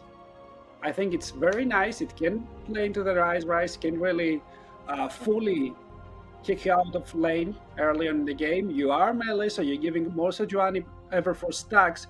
You do have your share of good ultimates, like the Wallender is fine. Okay, it doesn't matter, but the Wallender is fine. The Realm Warp is fine. The Calling is fine. The Cease and Desist is great. And the Tidal Wave is great. And also, like, you can place Highland afterwards. Rev, we're getting some interesting ones today. Someone fact check me. Statisticians, all the stats guys we definitely employ in the back, also known as chat. Can you guys confirm that's the first Cassio in LTA South or North this split? I'm pretty sure we have had 0 Cassiopeias. Okay, give me a little bit of time. I will check. Okay, South. Yeah, I will vamp. Picks and bans. I'm here. I'm looking at the Cassiopeia icon. Searching. There have been 1 ban, 0 picks. 1 ban, 0 picks. So this is the in first LTA South. Cassiopeia we are seeing in LTA South this split. Now let me check LTA North as well. Yep. Why they have picked only 1 Viego? That's random. I just said okay. 8 bans, 3 picks in LTA North. Okay, so gotcha. It has been picked. It has a little bit of presence in the North, 0 presence in the South. They got 1 ban 1 time. It must have been just a particular matchup where they really didn't want to get grounded. And I'm wondering how it's going to fare into Rise, because Rise doesn't really care about like being stuck on the ground that much. It does shut down the Vi and the Aatrox particularly well, which is helpful. But in lane, you have to be very careful not to fall behind. I mean, it also shuts down the Rise's ultimate. So you get grounded, it counts as crowd control, you can't really move with your ultimate. It's very nice if the enemies try to escape cheekily like that. Thing is, think about the comp, right? And there's not a lot of range. Lucian, mid-range. Nami, you don't really count it. Rise, mid-range, and the rest of them are melee. And into melees, I think Cassiopeia really shines, right? You have such an easy time figuring out where you use your Noxious Blast every time because you know they're going to be stepping right in front for you. You can stop your counter really, really easily, and you can start dealing some serious damage if you can get to 2 or 3 items without any hurdles. And you do see the precision tree there coming out with both of the mana runes for Cassio. Going to spend quite a lot of time, not ever going to really be resource starved. And so in terms of surviving that lane, I think that is not necessarily a terrible pickup there for the Cassiopeia. We're gonna have to see how it works out though. But it has a lot of value, right? It shuts down the Lucian dash, it shuts down Vi Vault Breaker, it shuts down, a lot of what Bull wants to do in terms of dashing into the team and causing problems. And so it's going to be great for team fights. Just does it hold up for the rest of the game? We just haven't had a chance to see so far this. Yeah, we'll see how will it fare in the kind of weird state that the LTA South is right now. Because like a couple of years ago, you're looking at the Latin America League and the CBLOL, you kind of know what you're getting, right? VCS, Mini, where you're just fighting 24/7. People try to prove that they have the best micro, the best mechanics, they know how to right-click better than you, and they can just skill check you 24/7. That's how you got people like Rancy and people like BRTT who were getting kind of the positive side of the memes that they are better than a lot of stars in the West. Now it's in a weird lull state where you do look a little bit for fighting. There are teams that very much like to team fight, but you are also trying to learn the macro and try to erase your previous identity just to become better. And you're stuck here in the middle in some kind of limbo. Yeah, it's not a terrible way to describe it. And we're gonna see this trading come out. The Chains of Corruption do not get the pullback on Zothvi, and that buys enough time. Scary is coming in, biding his time with the Glacial Assault, but misses the stun, is able to get the E off. Zothvi going in with the healing from Bull, and it's first blood! Zothvi oversteps, isn't able to get the kill, and the tower does its job. Uh-oh. That's not what you want versus an Aatrox. Yeah, you get the ball rolling over there in the top lane, getting that kill, that grasp stack. Pulled so much of weight for that Aatrox. Very, very nice patience from Ball as well. Come back slightly stronger, but you know how strong an Aatrox can be if he starts to get rolling. You've seen it. I think back to the Shy playing Aatrox at Worlds, where he just ran over a whole game, just uncontested. You just know I'm European, that's why you're breaking it up.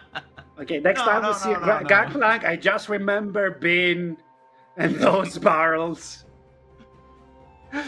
Well, let's look at the replay, right? Because Ball wants so much space, and Zothvi also allows all of that wave to just die under his start, try and get that kill. But he was so patient, waiting to flash the Q2. That Darkin Blade passive auto attack together with a grasp, pulling so much weight. You're getting all that extra damage from the tower. CL is not satisfied, but the rest of his coaching staff looks kind of happy. Hey, everyone else is like, yes! Bull killed that guy, let's go! And CL's like, he was out. They ended. They will not end next time. As so calm and composed in the coaching room at the moment.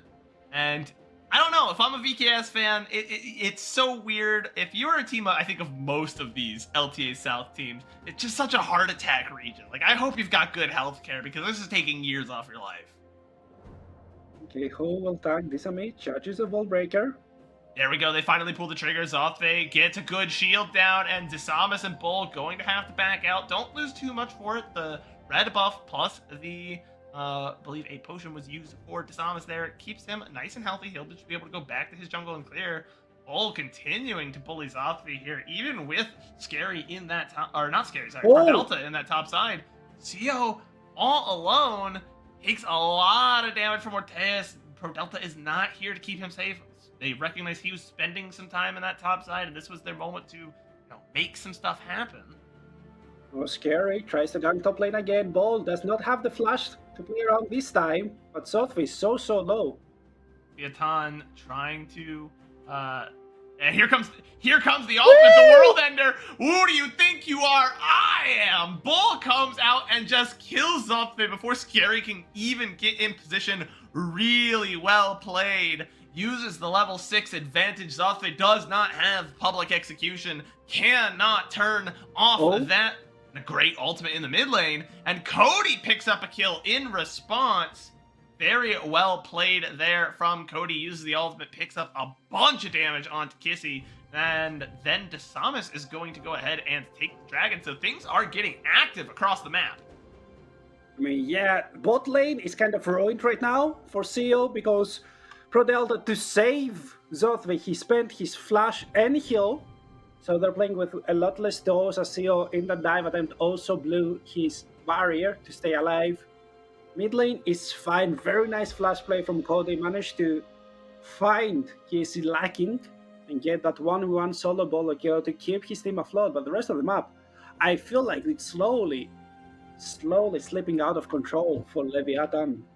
Yeah, that 700 gold, you can see that's a full completed tunneler there, as well as the Ruby Crystal, whereas on the other end, Zothve only has a Ruby Crystal and a longsword, so a lot more damage and a lot more health on Bull's side of the field. Now, the cope angle is that we saw a game 2 in the last series where a top laner very quickly went up 2-0, and it did not matter. The counter cope angle is that top laner went up 2-0 because he was getting camped by his jungler. Yeah.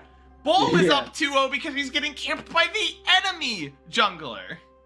And the thing is, you're not even killing the enemy jungler, right? So, because sometimes you kill the enemy jungler, you get 300 gold, but that's all the value you're getting. That's 300 gold. When you kill the enemy laner, though, You get 300 gold. You get the extra negative impact that the enemy laner has to play versus Proto. Oh my god, Proto is Out of dying. position. The huge amount of damage coming out from the Electrocute Lucian. No longer are we bound by the laws of press the attack, gotta get those 3 autos off. No, Q, auto, electrocute. So much damage can come out in those early trades. Scary has to go up and tank the culling for his support, who's gonna have to reset, and that leaves Seo alone once again in this 2-on-1. Seo's not having a very good time. I mean, for sure, still has the flash barrier back up right now. Not still level 6, so he's struggling. Just hit that very, very important mark as his wave clear became way, way stronger immediately. So he can survive a little bit more. One who can't really survive is Sophie. Sophie trying to trade back in, using those dashes. Bubble comes out in this bot side, and these teams are willing to scrap. We have seen some skirmishes, but nothing in terms of huge, massive team fights. The objectives in the river have just been kind of given over to VKS. Leviathan has not had a chance to respond to either the dragon or the 3 grubs. One more kill, one more objective, and a single tower. VKS will have those feats. They are kind of on the precipice of all of them. Look at the amount of damage, even with plates up, that has already been done to that top tower. You talk about advantages in terms of killing your laner. That's a big one. Yeah, for sure. All of those minions, all of that XP lost as well. You can see the XP differential. It's almost a whole level right now. And that level 9 is so, so important. That means as the Casper, you start to max out some of your abilities and you become way, way stronger. Also, I want to elaborate a little bit on the support meta changing, right? Because we are in a league with Trimby, and let's not forget that Trimby, together with Combo again, they were one of the people who brought back Lucian Nami from a point which we thought that it was completely eradicated from the bot lane meta, right? That Worlds in 2022, they were the ones completely slapping almost every other bot laner they met with that Lucian Nami. And they were allowed to, VKS was allowed to lock in Nami here with the Lucian. Such a strong power pick just because of the way you are able to use, even with the changed Lucian passive, the way you are able to use the E, it will apply Aerie, that's a shield. You use your W, that's a heal. If you use your Q, that's CC. All of it procs Lucian's passive. Yeah, and also, that E damage, making sure that Lucian procs it so fastly. It's an absurd amount of poke, right? That's why you're playing Electrocute. That's why you're playing with the rapid fire cannon second item when you're paired together with a Nami. It's not that it will give you the most amount of damage necessarily, but it gives you the most amount of really, really quick burst. And that's how you play Lucian. It's like a mini Caitlyn that dashes in, make sure that you're playing with 40-50% HP less, and then you wait and take control of the map. It will not be the traditional hyper carry, but it gives you so much space to play with.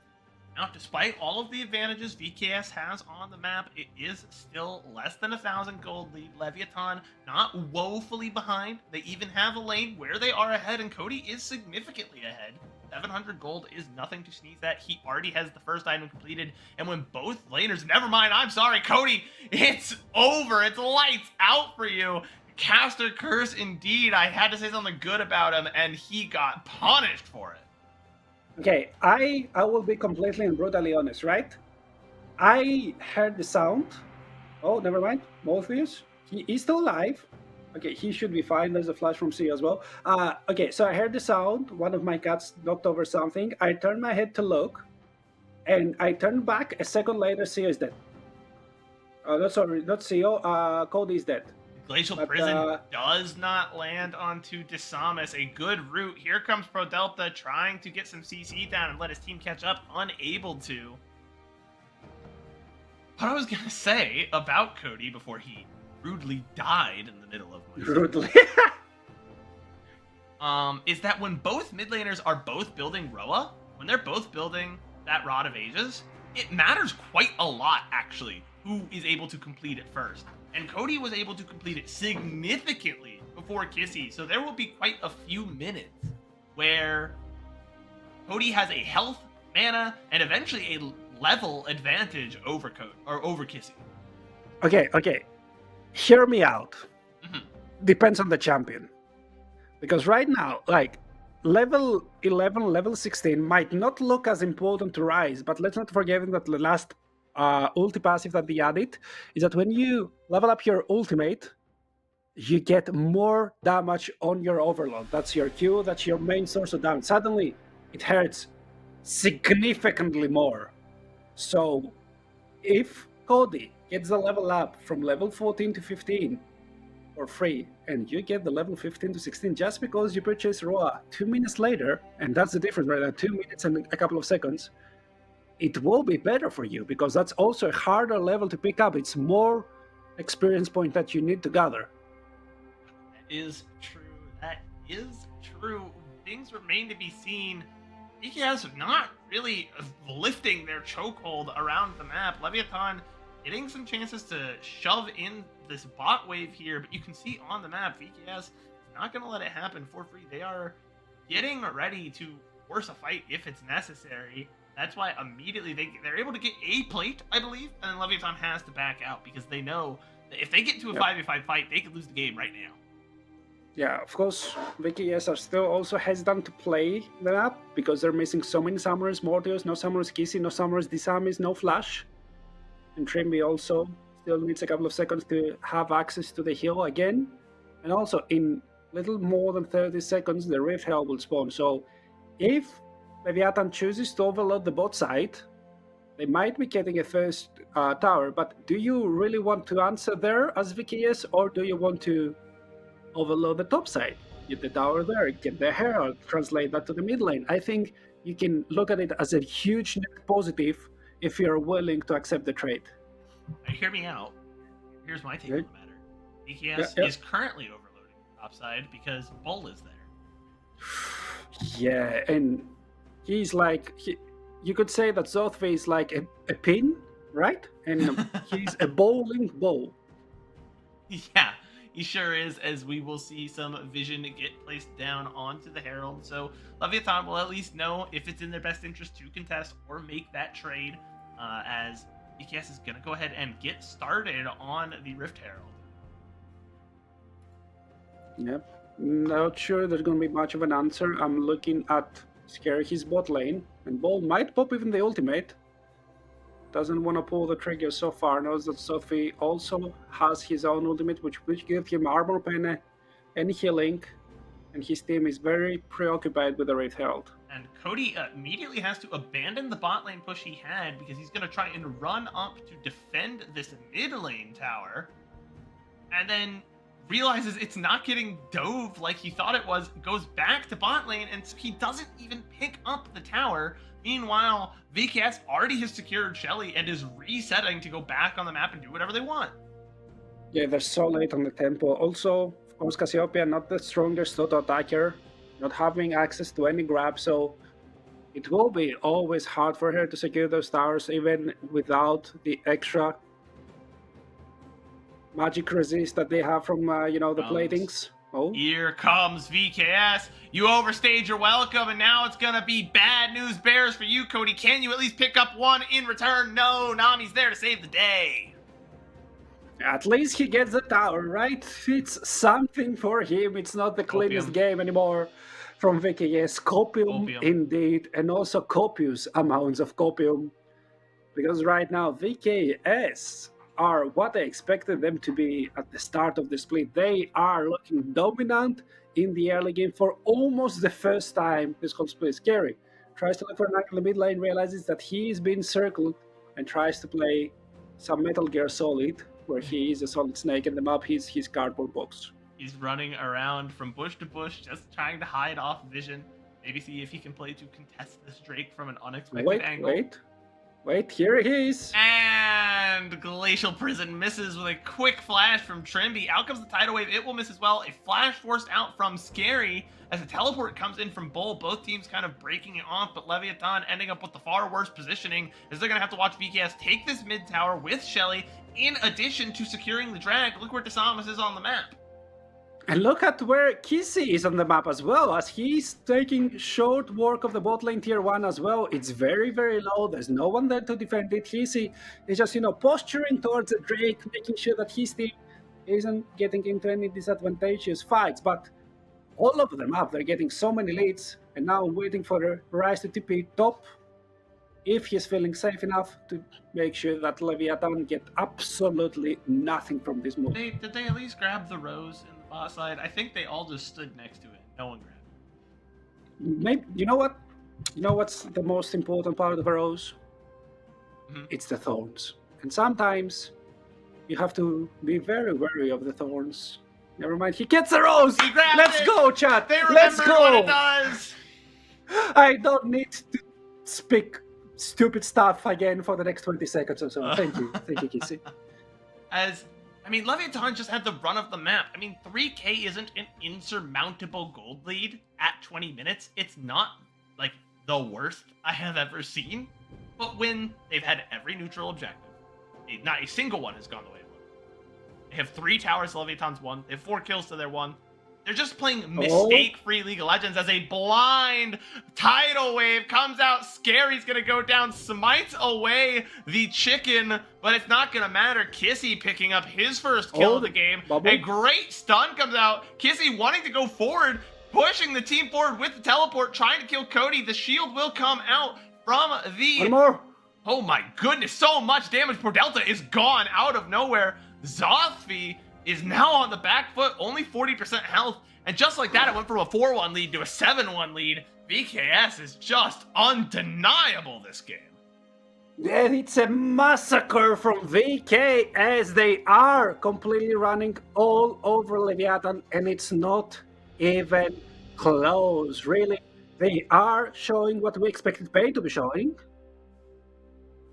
We see another little skirmish come out, and it just doesn't matter. Once you're caught, this team is just going to eliminate you so fast. They are so far ahead now. At this stage of the game, they got a 4,500 shutdown. gold. Oof. At least they got a shutdown on Mortius. Not sure who collected the kill. I think it was CEO. So that's some good news, but it's also full of copium as well. You're still getting a 1-for-1. You're getting your money's worth. You're getting more and more Summers. The gold lead has ballooned to 4.4k.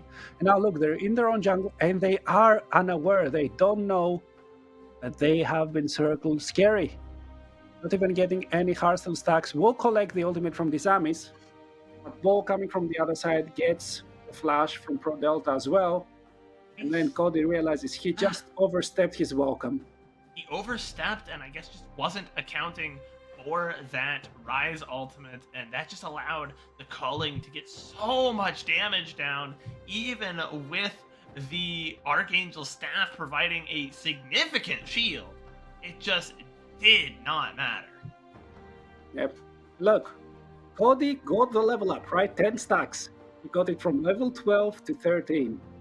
Kissy, if he managed to get one more level at that point, it's going to be so much more worth for him because, it gives you that full level. It doesn't just complete the amount of XP you're missing towards the next level. It's already giving more and more value. Of course, we're fighting too much to be collecting free XP on the side lane, so I don't think it's going to be that sweet level 16, but still it's going to be better. What is Zothvi building? What is Zothvi building indeed? Thank you for pointing that out, because why is that there? Rev, with all your infinite knowledge, can you explain to me why he has a Ghost Blade? Okay, yeah. Let me wait a minute. I just under the desk here. Yeah, I got the copy. Okay, you ready? Okay. Okay. The enemy team has so much damage, you don't have enough of an income to build something that will save you from it, right? Wait, I need another half. But what you can do, if you lock down an enemy carry with your ultimate, you can execute him with all that lethality and then die with him. And because you're useless, that's gonna be worth 1 yuan. That's so true. Yeah, no, I'm feeling it now, Mr. Krabs. Zothvi just 1v1s and kills Morteus before Morteus murders Zothvi's entire team. That is a great item. And otherwise, what are we doing? Yeah, Rev huffed all the remaining copium in the studio here. I mean, yeah, I'm sorry. I just have one last half. We're killing Kissy, so we're winning the game. So true. As we shut down onto Kissy, who's caught out of position. The Glacial Prison will land this time. And Leviathan find their third kill of the match 23 minutes in. It's not looking particularly good, but they can use some of this disadvantageous positioning. It's a very long death timer at this stage of the game. And maybe they can try and pick up a asymmetrical fight for this dragon. But VKS don't care that Kissy is dead. You wouldn't know that they are 4v5 because they are looking to contest. Here comes Vi on the flank. The Vault Breaker does not connect, but the cease and desist will. A good tidal wave comes through, but not enough damage is going into the side of Leviathan, who's now surging forward. Gets a good stun, but now it's heading back the other way. Leviathan oversteps. Cody is so low. Morteus finally picks him up. Now they're going forward. Morteus with the double kill, with the triple kill. Doesn't matter. It goes over to the support, and that's going to be a clean 5-0 ace. It looked good for a second for Leviathan, but now I think this game is over. Look at those death timers. They could seriously end the game here. I mean, maybe not end the game, but an inhibitor will drop down immediately. And they got everything. They have the full cake. The dog is fed. They're using the rice tech, but Ball needs to deal with the inhibitor. Okay, they got a very smart play with the Rise ult, and I think that's going to make a game. Pro Delta is doing his best to provide a bunch of CC, but here comes Trimby just putting himself in the way so they cannot get to Morteus. They cannot stop him from taking the Nexus. And a 24-minute game, we thought the first series would be quick and the second series would be slow, and boy, were we wrong. I mean, I wasn't expecting this one, but VK, yes, I am sorry. I was unfamiliar with your game, and they proved me so wrong. I was never happier to be wrong, as we now have another huge contender for a top 3, top 2 team. If VKS continue playing like that, I don't think I can doubt them anymore. Yeah, I mean, if VKS plays, if they're able to just control the game, starve the gold, right? It was like VKS knows they're this high-performance super aerospace jet that can go wherever they want, and they just flew up into the atmosphere, and they said, go ahead, try and chase this Leviathan, and watched as their engine stalled out and they fell out of the sky. Teams are gonna have to keep up with that, because it doesn't feel like they're super hyper accelerating the game. It doesn't feel like they're running away with it until they are. You don't it's like a frog in a pot of boiling water. You don't realize that you have been getting cooked this entire time. And so Pain can keep up with that, I think. Pain beat them in their head-to-head series in groups. And I expect Furia to, handle them, I'd hope. But they're playing well enough right now that those are not guarantees anymore. I mean, yeah, and the thing is, it's not like they were playing the same the whole split. We've seen very solid improvement, and that's what I want to step in, because week by week they are improving. They showed okay versus his Ancestral, they showed good versus Pain, maybe struggle a little bit. They showed great teamwork today. So what will we see next week? Maybe it's gonna be even better. And as I said in the beginning of the broadcast, for a completely different reason, the league is a marathon, it's not a sprint. So if you manage your tempo, you might be looking like a mid runner for most of the regular season, but you have enough energy and momentum to finish up strong. I think it's way more important. Yeah, I 100% agree. It matters not just like if you get hot, but when you play well matters quite a lot. I think CBLOL knows that lesson all too well with the team in Group B that has been, our agent of chaos, our retirement home that will play tomorrow in Loud. They very consistently would just look, oh, they're done, they're cooked, it's so over, they look terrible, and then come playoffs time, they would just heat up at the right time, and that's how they won 4 straight splits. So you're so correct. It matters so much when you get good. and VKS might be getting hot at the right time. Yep, they might, and they still have to prove it, but they are giving us more and more evidence that they are on the right track, and there's nothing to stop them, maybe, with a great asterisk, because with Pain starting to struggle, with Furia still not having beaten the allegation of just the second team, they will have a dark horse. Like, disagree with me if you want, but I think today's VKS rolls today's pick. Actually, yeah. Especially if we never get to game 3, because that's the only game that I saw an actual Pain game in. Game 1 was kind of mid, game 2 was horrible, game 3, okay, they showed up after 20 minutes, but that's when VKS usually shows up as well. And that game 2, VKS, they weren't getting any hostages. No, that was no prisoners, no quarter. They sieged, they starved, they infected the populace, and then they came in with their big towers, their siege weapons, their catapults and ballista, and they just raided, just destroyed whatever hope Leviathan had left. It just almost kind of scary showing, not to make any puns. They're getting good at the right time. We do have tomorrow to look forward to, because that is all for us today. A short second series means that we are getting ready to pack up and go home. I want to thank you from the bottom of my heart for joining us here today, here at LTA South. Again, it's a fully volunteer-run broadcast. I want to thank our producer, Rose, and all the other staff members at LTA South. Every week that we get to work on this is just another good week for me. I want to thank all of you guys, the viewers, for coming out to join us. Anything else you want to say before we head out, Rev?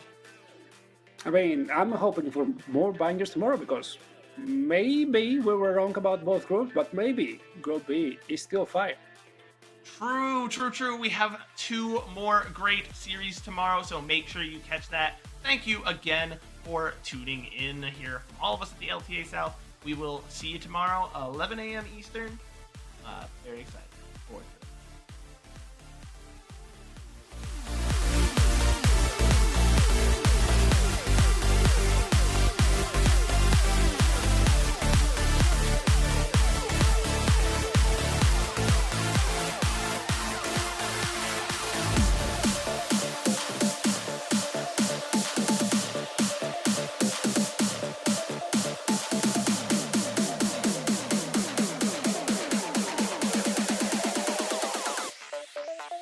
Thank you.